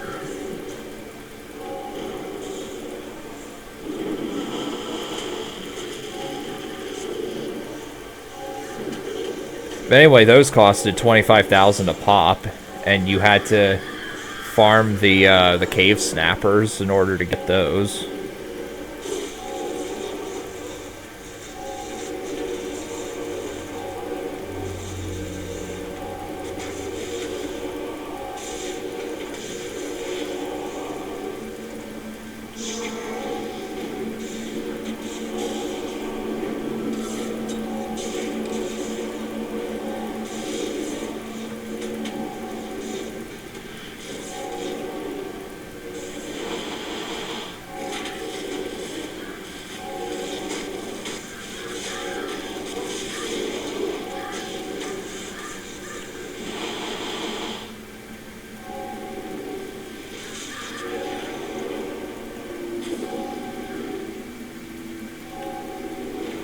Oh, you got the Zere set shield. Good game. Good game. I think I got that. I think I did that with the melee spirit or Storms on playthrough whenever I killed Terror Butcher. Okay, this area is cleared. Alright, Dunk 4. Password is 0131. Oh yeah, you could make money with Rune Word back, or with a rune and a throwing knife. Yeah, I forgot about that.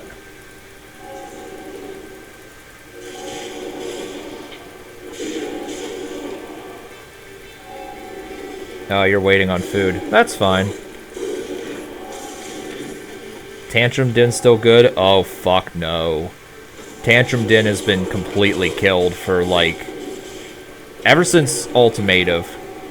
Ever since 2017 came out, Tantrum Din has been fucked hard. The only build anyone could come up with that was even remotely viable was Pure Energy with procs. With, like, the Flame Front on Striking proc. That's, like, the only thing anyone's been able to come up with that's been even remotely viable. And I think that's been... And I think even that variant's been killed, too.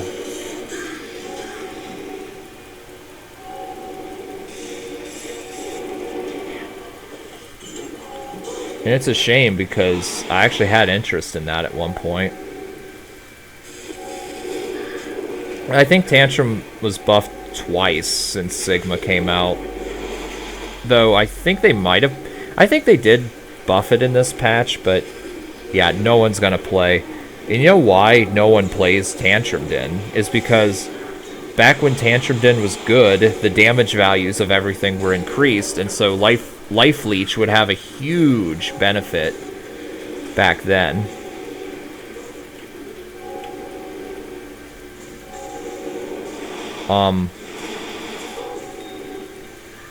And since they changed the numeric values of all damage and health of the player and the enemy, Life Leech doesn't leech. Fuck you. That is so dumb. Anyway, yeah, you can't leech, like, 2,000 health every frame anymore. And yeah, I said frame. I didn't say second. I meant frame. Disco Inferno, you get that. You get that from the Ultimative Rune Word. Or, wait, is it called Ultimative? I forget what it's called now. But basically, you need all 6 Great Runes from Taroja and Fostonville, and you put it in a body armor with Taha, in the order of Taha, Gal, Gore, and then Chris, Ayu, and Sha'ad. That's how you get Disco Inferno. And also, the only Disco builds I've seen are basically Necro builds, because it costs a shitload of mana, and you can get a shitload of mana through, well, mana regen through Embalming, and also summons and reanimates. I am nowhere near these blasts.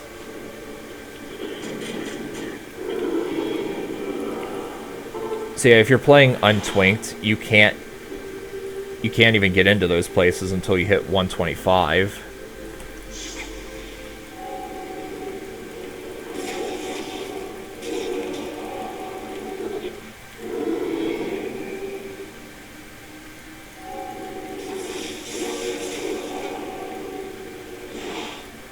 Here, what?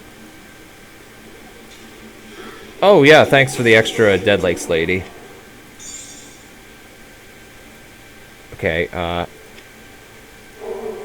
yeah, this is Bear Claw Nova. Let's see.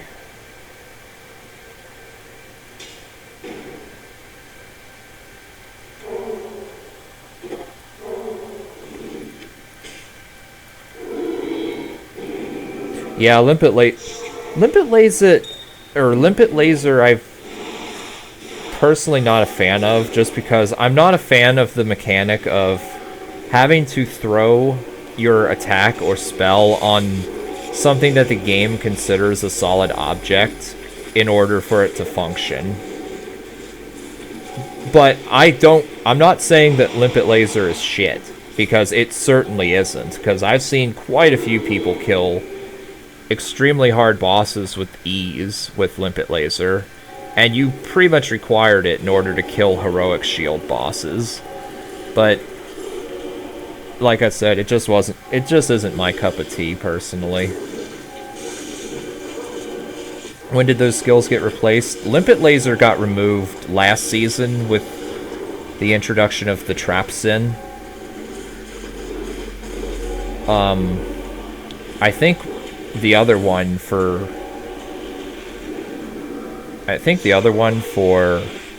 Throw Barb is still around, but nobody uses it. Yeah, it was pretty recent. The magic lied behind off-screen killing. See, I was never particularly... Back then, I didn't know how to really do any of that kind of stuff. But yeah, like you said, they made it so that you can't do that anymore. That was also the reason why Wormshot with the Boazon back in the day was a lot better, because you could off-screen kill entire screens worth of enemies with Wormshot. And the fact that I think you could attack faster back then too.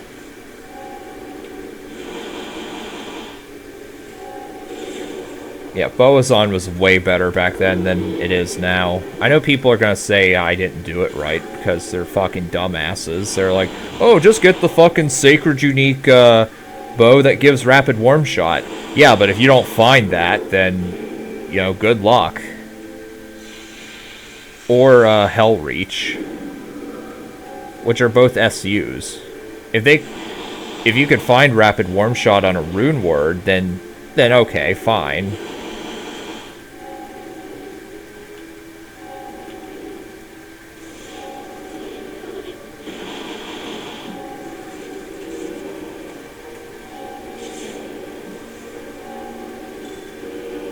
Yeah, I'm sure rapid warm shot was better. I know with that you could kill Zaxix really quick, for example. Yeah, exactly the point. Like, if you need certain SUs in order to be super duper good, then yeah, that's not what I consider fun. Also, I keep getting gibbed by these barrels. I need to stop. I need to stop getting gibbed.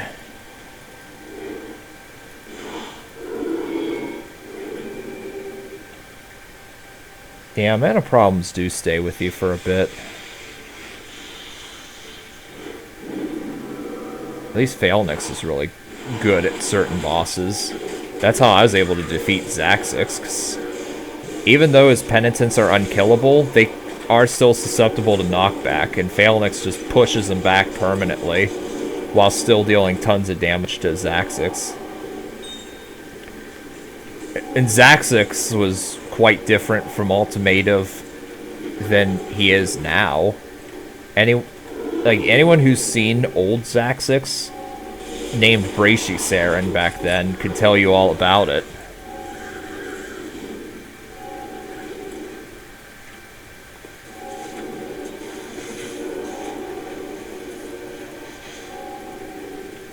Also, I'm about to hit level 133 here.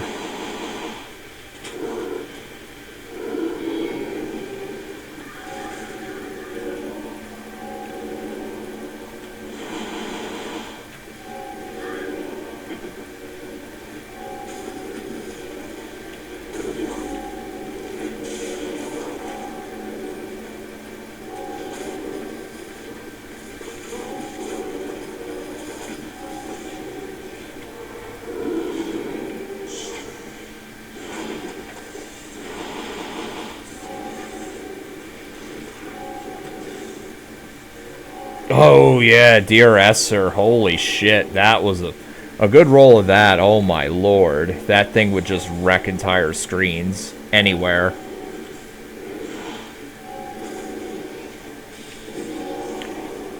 I did Bloodzon way back in, actually, Bloodzon was the last build I did before Sigma came out. Bloodzon was awesome, even back then. And I think they buffed it since those days, too. And keep in mind, back then, I didn't min-max anything. I didn't have max Fire Pierce, or... I didn't have max Pierce, didn't hit my breakpoints, nothing. And it was still really good. Yeah, it is stronger now than it was back then. Although nowadays, it seems like people's flavor is, magic missiles. Although I know that got nerfed.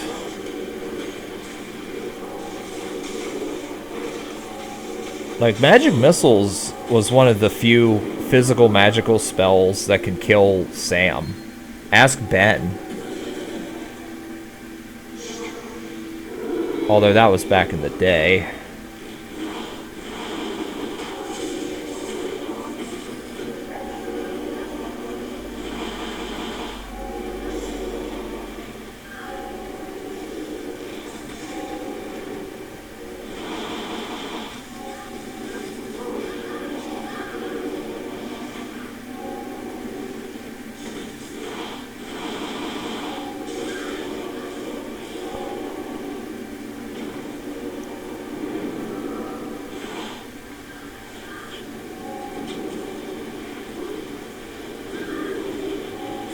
Oh, look out. What do I think about Orb of Annihilation?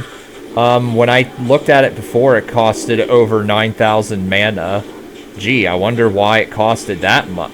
Gee, why did it cost 9,001 mana? Wink, wink. But anyways, it just didn't... Like, they buffed Orb of Annihilation since I looked at it. Also, fuck you. I like how Purify had to hit one of the fucking mobs instead of actually hitting a Sur. Bullshit. Anyway, Orb of Annihilation was shit when I looked at it with the Bloodzon. Because there was a... Really? The Cur rune word granted that as an O skill. And yeah, it cost too much mana, didn't do enough damage.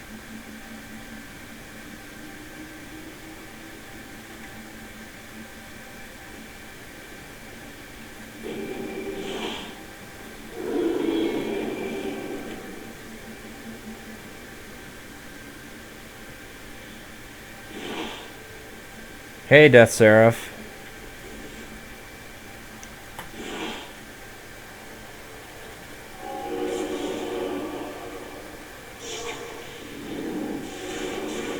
If you're available right now, I have my game set to public.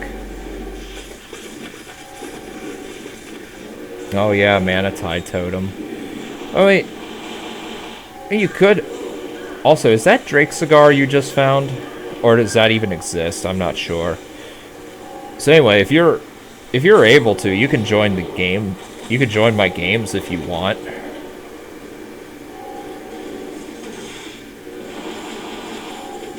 Mana Storm. Oh, that's nice, actually.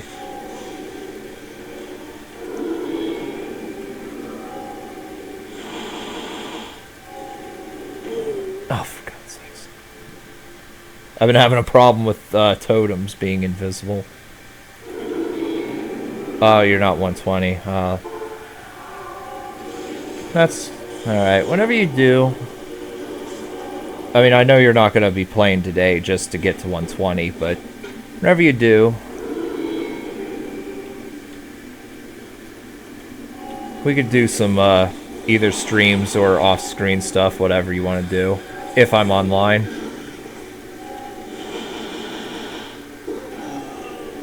Fuck these invisible barrels.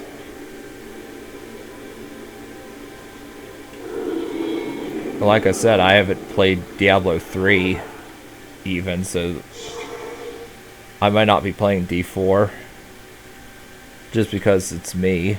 Alright, Dunk 5. 5 password here is 0513.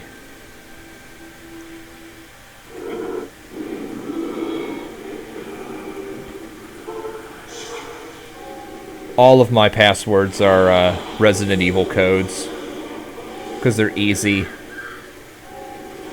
for me to remember since I've played those to death and remember every combination. Barbarian as a whole isn't that good. It used to be. It used to fucking one-shot Cabraxis. Although that was like, if you had the right items, you could go in and just completely raffle stomp Cabraxis and Bale in like 15 seconds. I'm not kidding. Although they definitely nerfed Yaji's Sagirus. In Ultimative, it gave 100% chance to cast Stormblast on melee attack. Then they nerfed that down to 50, and now I think it's down to 16%. And I think they lowered the level of the Stormblast too. But it's still by far the best weapon for two-hand barb.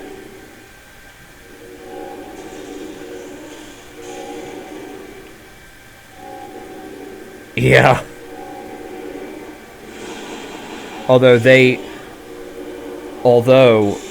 made it so that Sam does not suffer from minus monster defense per hit, so Ben's strategy of lowering Sam's defense real low and then just crushing him, it doesn't work anymore.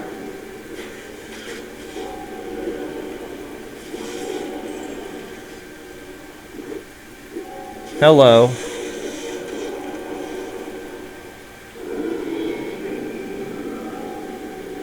Oh, Vice Grip lost that property. Oh. Yikes. Oh, hey. Hey, Assassin. Hold on. I have Hex Ward. Oh, wait, never mind. You're not using Maelstrom. Sorry.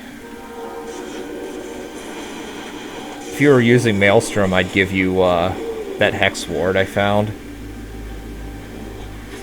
Yeah, Vice Grips were great.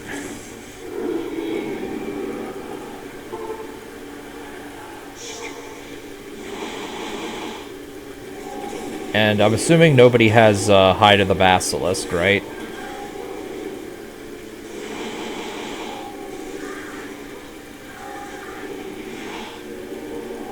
Yeah, melee builds were awesome with that, especially if they did... Actually, wait, there was nothing else really worth using.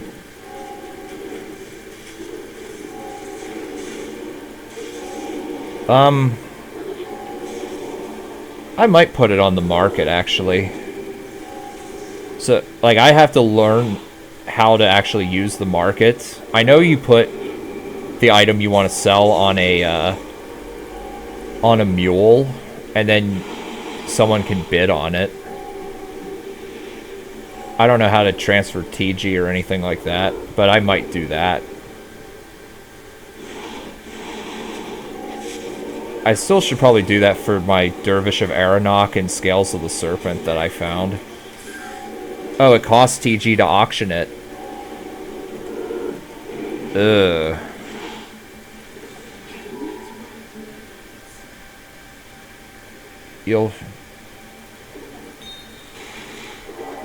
I haven't actually watched any of your stuff yet, Death Seraph. I've been meaning to, but between work and doing other things, I just haven't gotten around to it.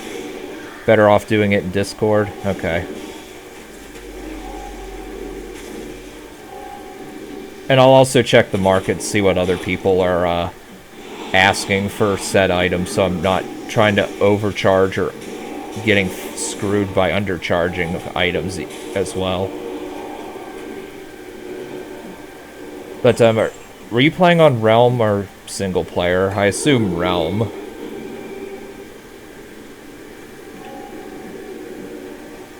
Set items are 5 TG each. I'm actually surprised they even sell that much.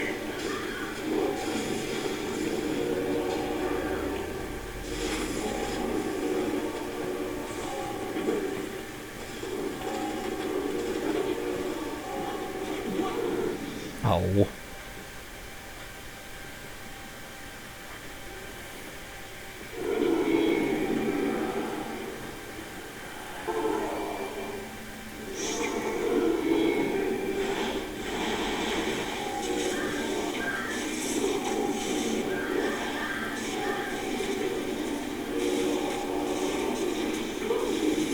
I think we just found another Lacerator axe. Is it another... Yep. Yeah, Bear Claw Nova. Yeah, ladder is pretty old nowadays. Well, by our standards it is. Like, in order to get any sort of trade gold, you gotta get either an insanely good or rare SU, like Arrogance, or... Isn't that what it's called? The Gothic plate that allows you to get another trophy with the sleep. Isn't that called Arrogance? Something like that, or like an incredibly rare trophy fragment. Like, I guarantee I could get a lot of TG if I were to get, say, an Archbishop Lazarus fragment.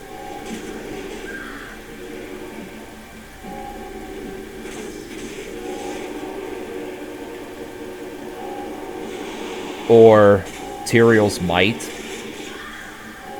Sound a Quavsin fragment for 15 TG. Well, shit. If you could get meta build items are still worth 200 each. I might have to check that out then. But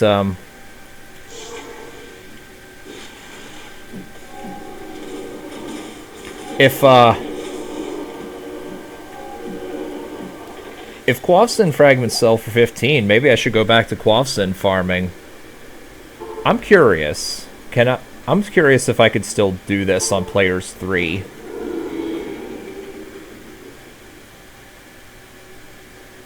Just keep an eye out for what people like and need. The flavor of the month for this season is undoubtedly Unholy Caster.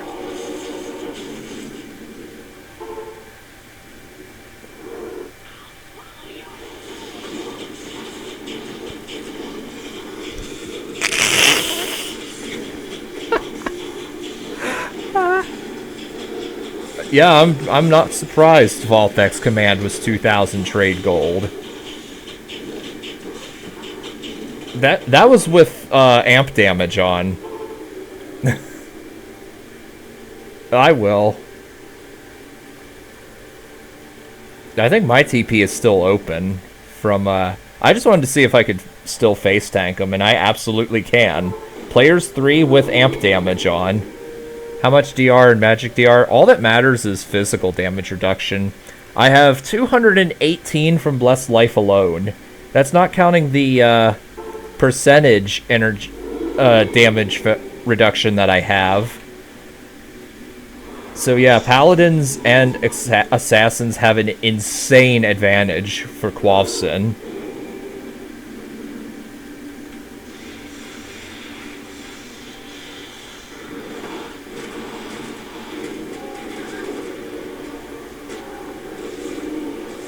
Dude, I did Quavsin.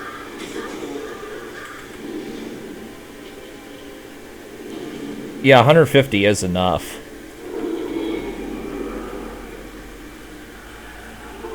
I remember when I did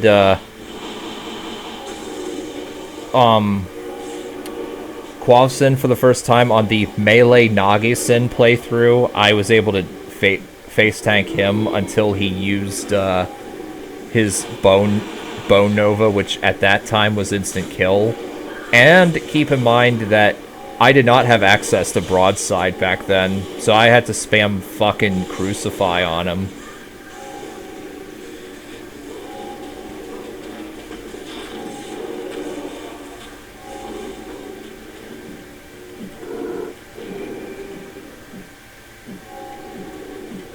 Yeah, if you have enough flat damage reduction and resist, you can absolutely tank Quavsin, especially given that I have Tainted Blood and Vindicate, which both give pretty good health regen.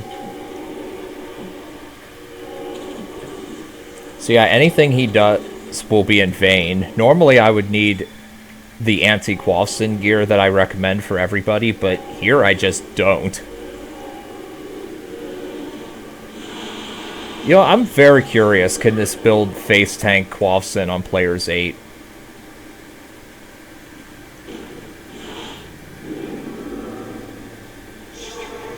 Trophy and Charm Hunting is solid TG if I want easy TG. I will keep that in mind.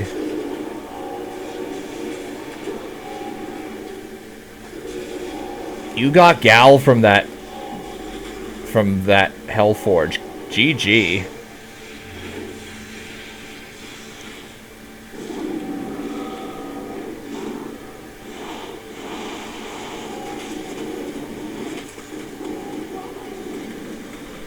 Okay, what is that amulet? If that's, I know this is not the right way of pronouncing it, but if that's Terrasects, if that is Terrasects, I would like it. Or if it's a Black Dwarf, I'd like to look at it. Crystal Sword? Tesseract, yeah. Sacred Unique Crystal Sword. Tagonzi... Oh, okay. That's not a bad one. Tesseract. Shadow Saber, yeah. If it was Astral Blade, I would have shit a brick.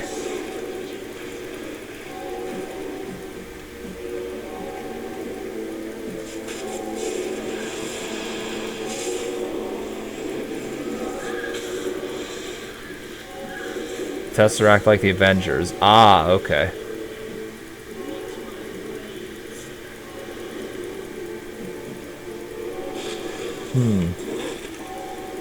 Yeah, maybe I should do... If anyone wants any in stream, I found LMK.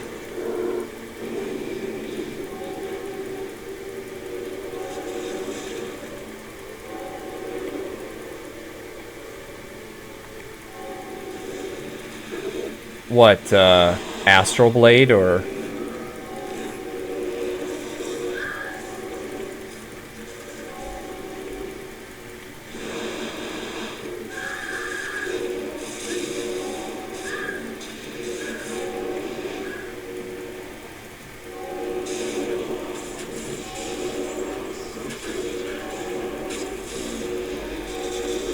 Countess still has small chance. Only the first time you kill her.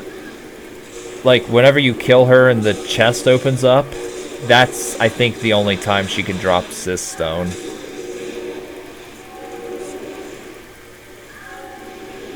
But even if that's not the case, then I don't know if it'd be better to do that or take Onzi. Because, like, with Tegonzi, you can still get SUs. Even if it's shit compared to Fostonville, for example. Cicerone is 40. Ooh. But if she can drop Cicerones every time, then, depending on how low it is exactly, maybe that would be viable for doing. Still not dropped? Okay. I imagine the chance is astronomically low.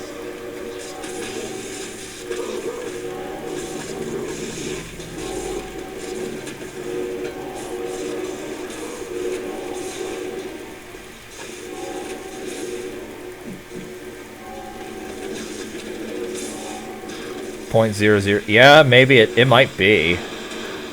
For all I know. Actually, it might be even lower than that.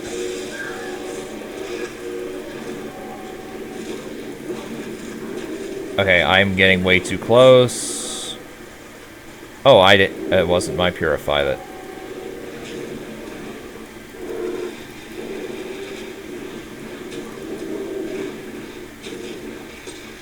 Oh! Okay, that's my second Duncraig fragment.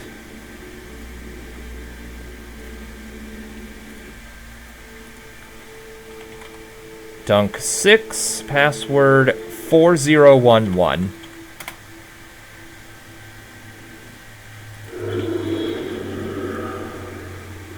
If I have wanted items, they go instantly.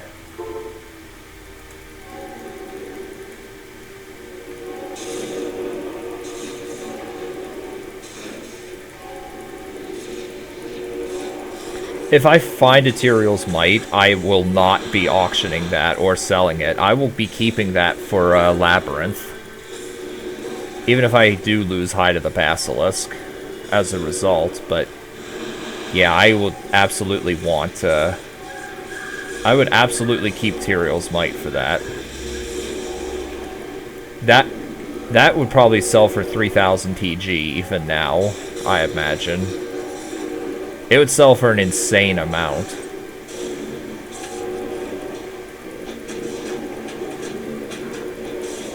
Get out of here.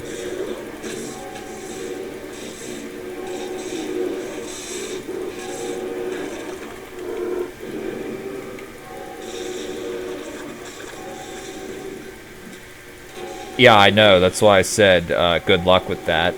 Because I think throughout seasons 19, 20, and 21, only a single Tyrael's Might has ever been found on the realm. And we all know my RNG is shit anyway. But, yeah, there is absolutely no chance of me finding that. SU Gambison. Is that the Acid Fiends one? Let me see that.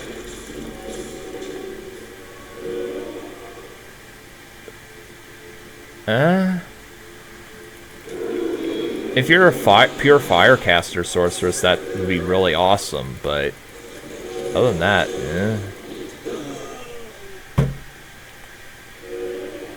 Yeah, Tyrael's Might is 130, meaning that the only places that can even drop it are Fostonville, Bremtown, and the high-level Labyrinth areas, like levels 13, 14, and 15, I think.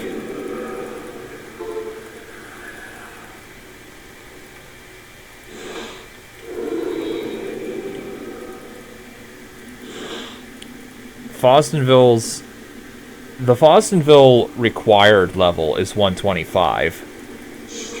But the area level is 130.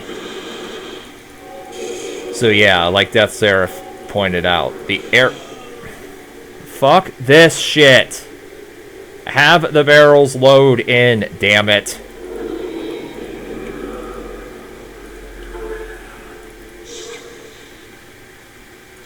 So yeah. I think you used to be able to... Did we just find another fucking Lacerator? Holy shit, we found another fucking lacerator. What is this? Give me Hide of the Basilisk instead. Anyway, yeah, vision area is 129. Hey, Amaro.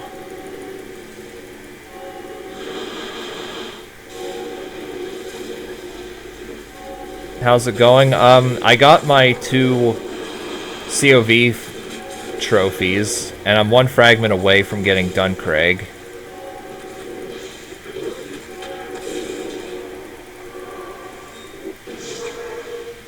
And as you can tell, I'm going the long way for Duncraig, just to get some SUs.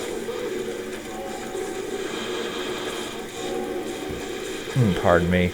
We found 3 lacerators since starting Duncraig.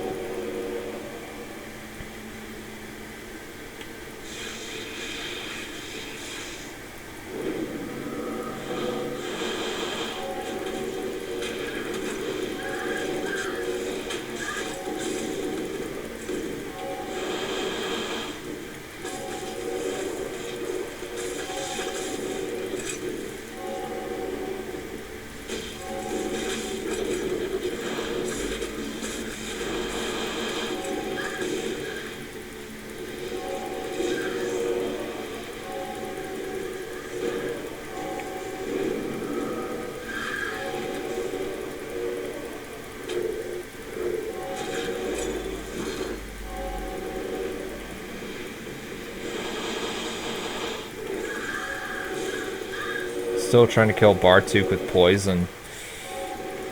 That seems kind of hard. Given that... I forget. Actually, I don't think I think when I did it with the fire poison hybrid, I just spam flame strike on everything.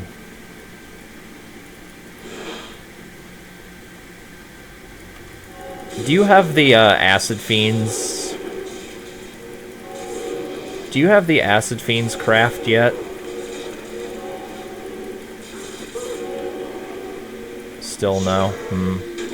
I remember that improved spell damage quite a bit. Okay, so guess I'll just put this point. I guess I'll put 2 more points in Blessed Life until to hit the 50% DR cap. Oh, good job hitting 135, by the way.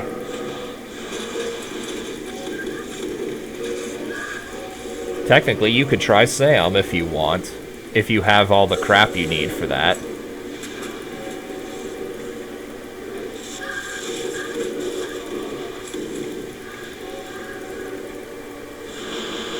What level can I do Duncraig until?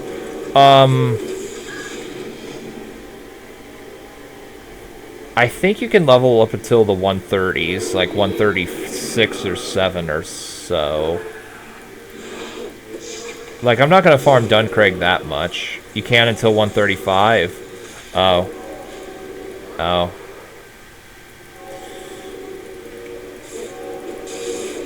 Okay, yeah, now I'm only getting 6 experience points per level. And, it's gonna get lower.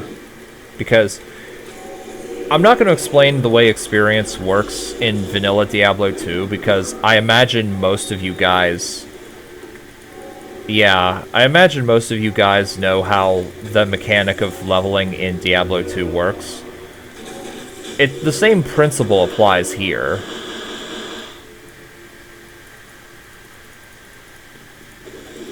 Yeah, like Death Seraph just posted in the chat. Once you hit a certain threshold, you only get like once you are 5 levels above or below an area level, you get less experience per area. And then if you're above or below 10 area levels above or below that area, you get like 5% of the experience you would normally get. rounded downward, meaning that if you're like level 40 trying to farm a level 60 area, you get like nothing. Meanwhile, if you're level 80 trying to farm a level 60 area, you also get like nothing. Did I just find a third dream flange? I found a third dream flange. That is fucking nice. At least I have plenty of chances to get the oil of conjuration to work for whenever I wish to, if I ever wish to farm the dimensional labyrinth. And yeah, I knew that was going to happen. Because Dream Flange will be absolutely necessary for that. Since it gives really useful caster stats and the cream of the, or the cherry on top of the ice cake, or on top of the cake. Are you fucking kidding me? Oh yeah, that's gonna be awful for you. But is the fact that it increases your your elemental resists by 3%, which is gonna be absolutely necessary for Labyrinth. Okay, I'm about ready to stop doing this. This is really fucking triggering me.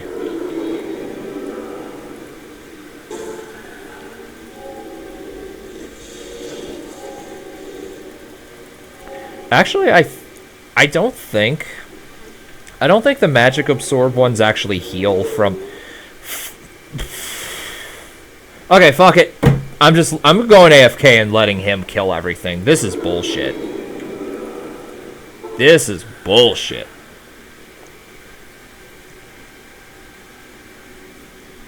I'm getting gibbed by the invisible fucking barrels. I don't know what's safe and what isn't. I mean, they can heal a little bit, but I don't think they heal nearly as much as they used to.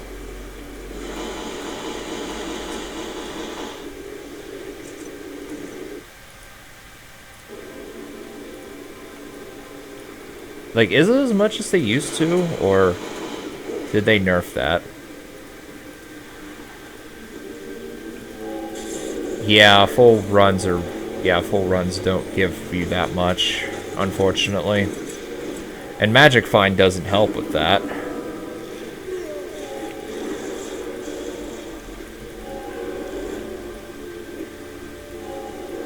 Hey, Bulos. I think I pronounced your name wrong, and I apologize.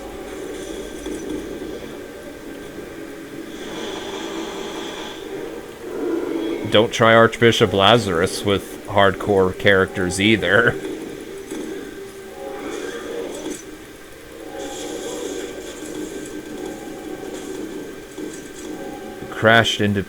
You crashed your mouse into pieces. I've done that. Not so much with my mouse, but I've done that with my keyboard.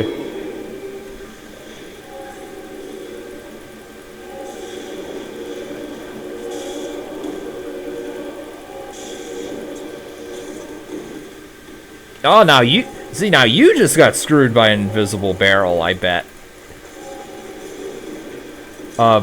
Yeah, I'm not a fan of the idea of doing Andariel over and over again. I mean just for questing, not even tier unique farming, because screw that on hardcore.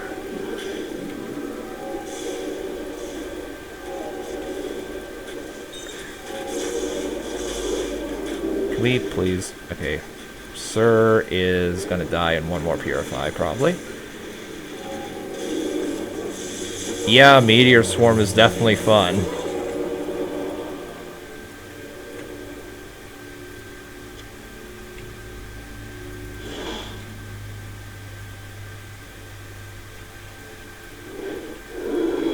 Yeah, invisible barrels means sprite count limit exceeded. Although in they did change things to not make everything completely invisible, like in Vanilla D2 and in older versions of Median. Oh yeah, Cluster Bomb and Hives. Oh.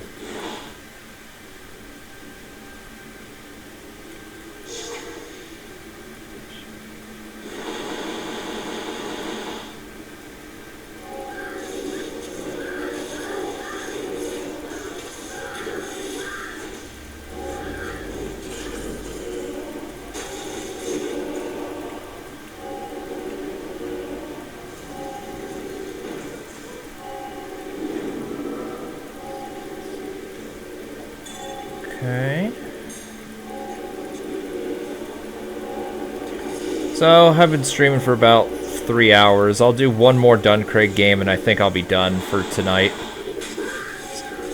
I'm getting slightly hungry and I gotta go to bed because I gotta go to work here in a couple hours. So I'm gonna take a nap.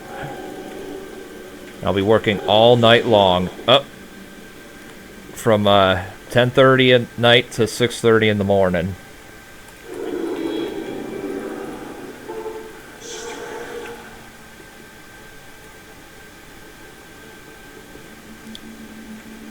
I go in for 5 a.m. Oh, I fucking hated that shift. I hated it so bad.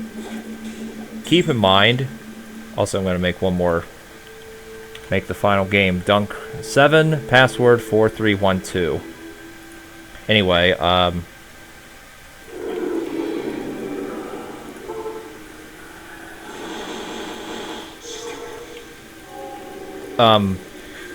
various people on the roster can just pick and choose what days and shifts they can work, and there's no problem.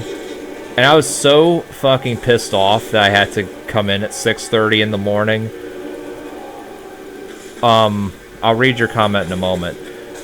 That I just said fuck it, and I put in a note to the boss, who I actually like, saying, I will not work this fucking shift anymore. I'll come in at 9 a.m., but that's the earliest I'll work 9 to 5, 10 to 6, and 11 to 7. But I'm not working 6:30 to 2:30, and I'm not working 7 to 3. If this can't be arranged, then I will quit. And I put I will quit in all capital letters. And I fucking would have quit too. Because it would have been bullshit for other people to be able to pick and choose, but not for me to do that.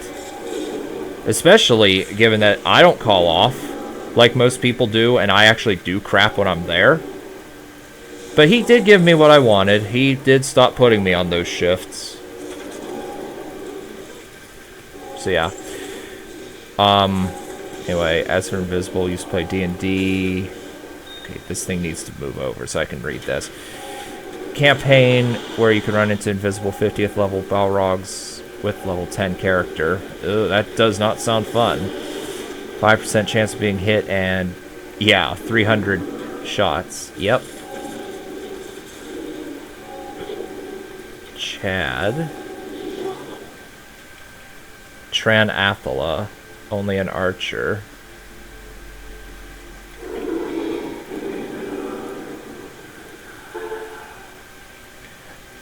All I'm going to say about those comments is Tran Athala farming is absolute shit. I got absolutely nothing good SU-wise from it, and the trophy farming took forever.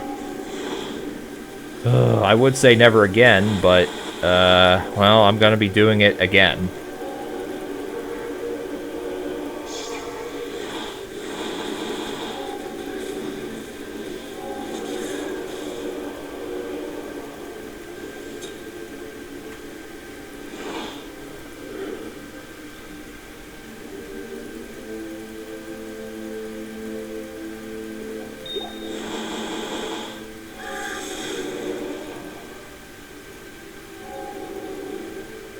Tantrum on death. Technically it's Arrow's side, not Tantrum. But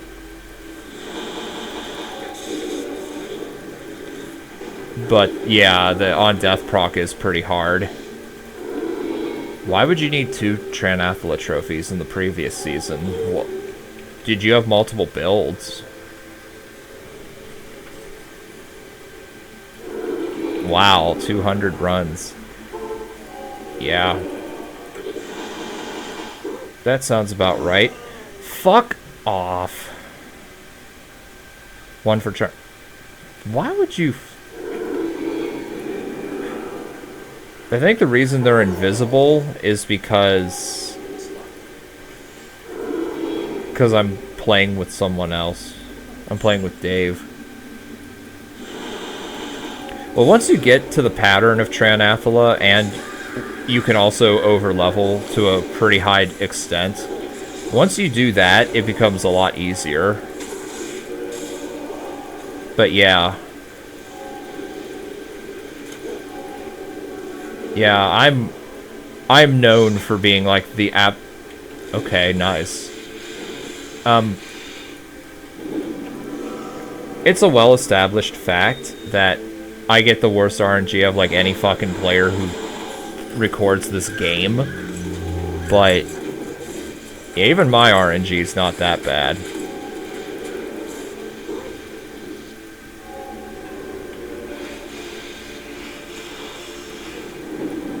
Oh.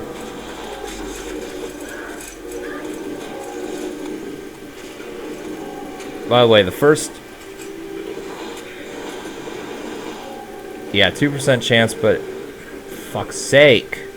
7%, but you need to do 3 separate times now. Yeah.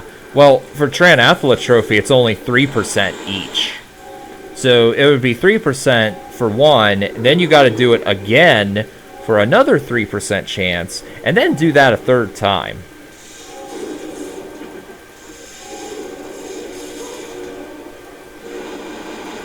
Yeah, Tranathala Trophy now is just completely shit and not fun at all.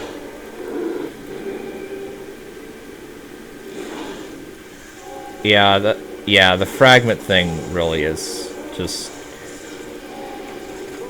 I can kind of understand a small point of it, but they really... Yeah, I'm really not the biggest fan of it myself. Especially given that... Like, they made it... Especially for just moving pre-existing trophies elsewhere. The reason they did that shit was to make it look like they changed stuff, but it's just, oh, let's put this thing here, let's move this thing over here, and people will think we actually changed stuff. But yeah, like you just said, they didn't change anything. The only thing they actually added was the Bremtown trophy and the Bale trophy, which, in order to get the Bremtown trophy, you have to enter the place and kill the dragon in 30 seconds in order to be able to cube it, which not many builds can do. And Bale trophy, people aren't going to farm that for a piddly 10% elemental resistances. Unless you happen to get it for farming the pulsating worldstone crystal. Yeah. And they fucking moved Akarat to Volthek, which, like, no one's gonna farm Volthek for 5% extra life and mana. They should have just left that on Akarat. And, uninterruptible attack from Primus, well, they did increase the uninterruptible attack from, Primus to Zaxix from 10 to 15%, so they did actually change that. And not every build really needs uninterruptible, so that doesn't really bother me too much. Trying to think. What was the other one? Oh yeah, the enhanced weapon damage from LAJ to Belial. That one's far shittier, but they improved that by 5%. But it's still shitty, because Belial... Really? Not having, yeah, having that in Belial's pretty bad.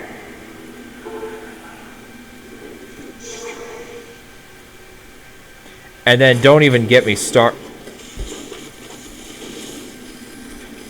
Yeah, don't even get me started on them moving the +2 Void charm. They moved one of the +2 skills to the trophy, and it's like, oh, we added a Void trophy. It gives you 1 to all skills, but we're gonna remove the possibility of you getting +2 from the upgrade. So they didn't change anything. They just made getting +2 on Rathma's Supremacy fucking a million times harder and more bullshit to get. That's what they did there. They fucked us in the ass. That's what happened there. Oh boy. So yeah, no... The only way anyone would be insane enough, and yeah, I'm dying a lot, I know. I'm at the point where I don't even care. What? Oh, get away. I see that one.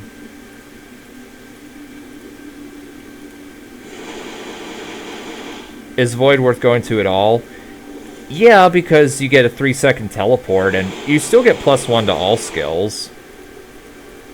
And if you want to kill Lazarus and Sam, the 3-second teleport is absolutely mandatory. Like, you can't be relying on Jatan's Gate fucking waiting 18,000 years of your life. Unless you get bad RNG, then you have to wait 100 million years until the stars in the sky burn out and all that shit. You can't be waiting on Jatan's Gate that long. Yeah, all the Unultimative was the absolute worst thing ever devised. 30 stages, half the shit was, or I don't know actually how much it was. I know all 5 of the act bosses had heroic shields, meaning that if you were a physical build, it was literally impossible. Other stages had heroic shields as well. And half the time when you would kill at least the act bosses, you would fight your way through all the bullshit to remove the Tomb Guard, but the trigger would break very easily. So, I'll explain what heroic shields are when I'm done with this run. And if it would bug out on you, and the Tomb Guard would not die, preventing you from teleporting to the next stage, then you were fucked. You had to start all of it over from the beginning. In fact, you know what? Because of that, please kill us, sir.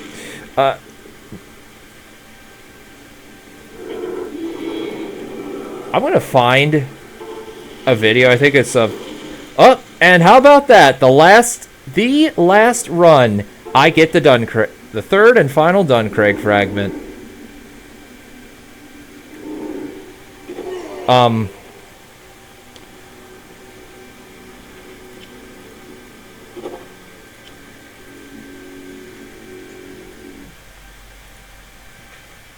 Where it bugged out on the player twice. I'm going to send that link.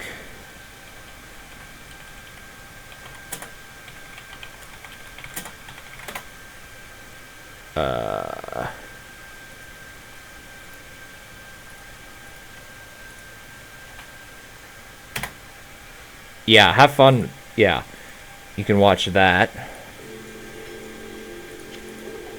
And heroic shields... And you get a crasher and you make your trophy. Yeah, I wouldn't be surprised.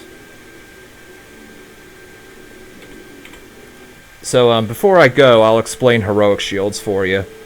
Heroic shields, there were quite a few monsters that had this mechanic. Heroic shields were a thing where, because the Diablo 2 engine didn't know how to handle bosses that had health that was set to too high a value, it would randomly change the resistances of that enemy. And so it would be immune to whatever, and its immunities would go away after a certain amount of time. The problem is, with that, the physical and magical resistances of those monsters would almost never drop. And there were no minus enemy physical resistance modifiers or magic resist modifiers, so you pretty much had to use fire, lightning, or cold damage, and to a lesser extent poison damage, to be able to kill these enemies. Oh yeah, and old Karas 3000 was shit. But, you would get that, and quite a few monsters had these. And a lot of them had one-hit kill crap. Bale had a heroic shield. Bull Prince Rodeo had a heroic shield. Astrogha had a heroic shield. Quavsin had a heroic shield. Athala had a heroic shield. And to say nothing of the fact that Athala didn't give you a reward, other than the Deity's Bow, which nobody used. Cabraxus had a heroic shield, and he was fucking impossible with melee characters.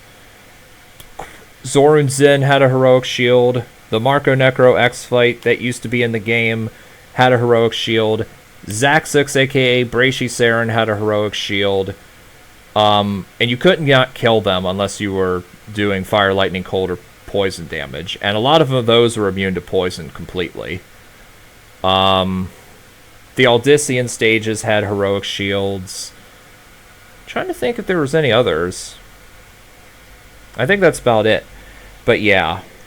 And Old Kuras 3000, you couldn't even kill that with a lot of... No, I'm about to end the stream. I just wanted to explain this.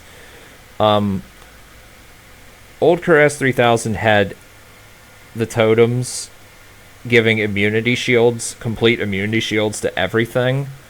And so you pretty much had to be able to warp right to it and give it instantly. Otherwise, you couldn't progress. It was dumb.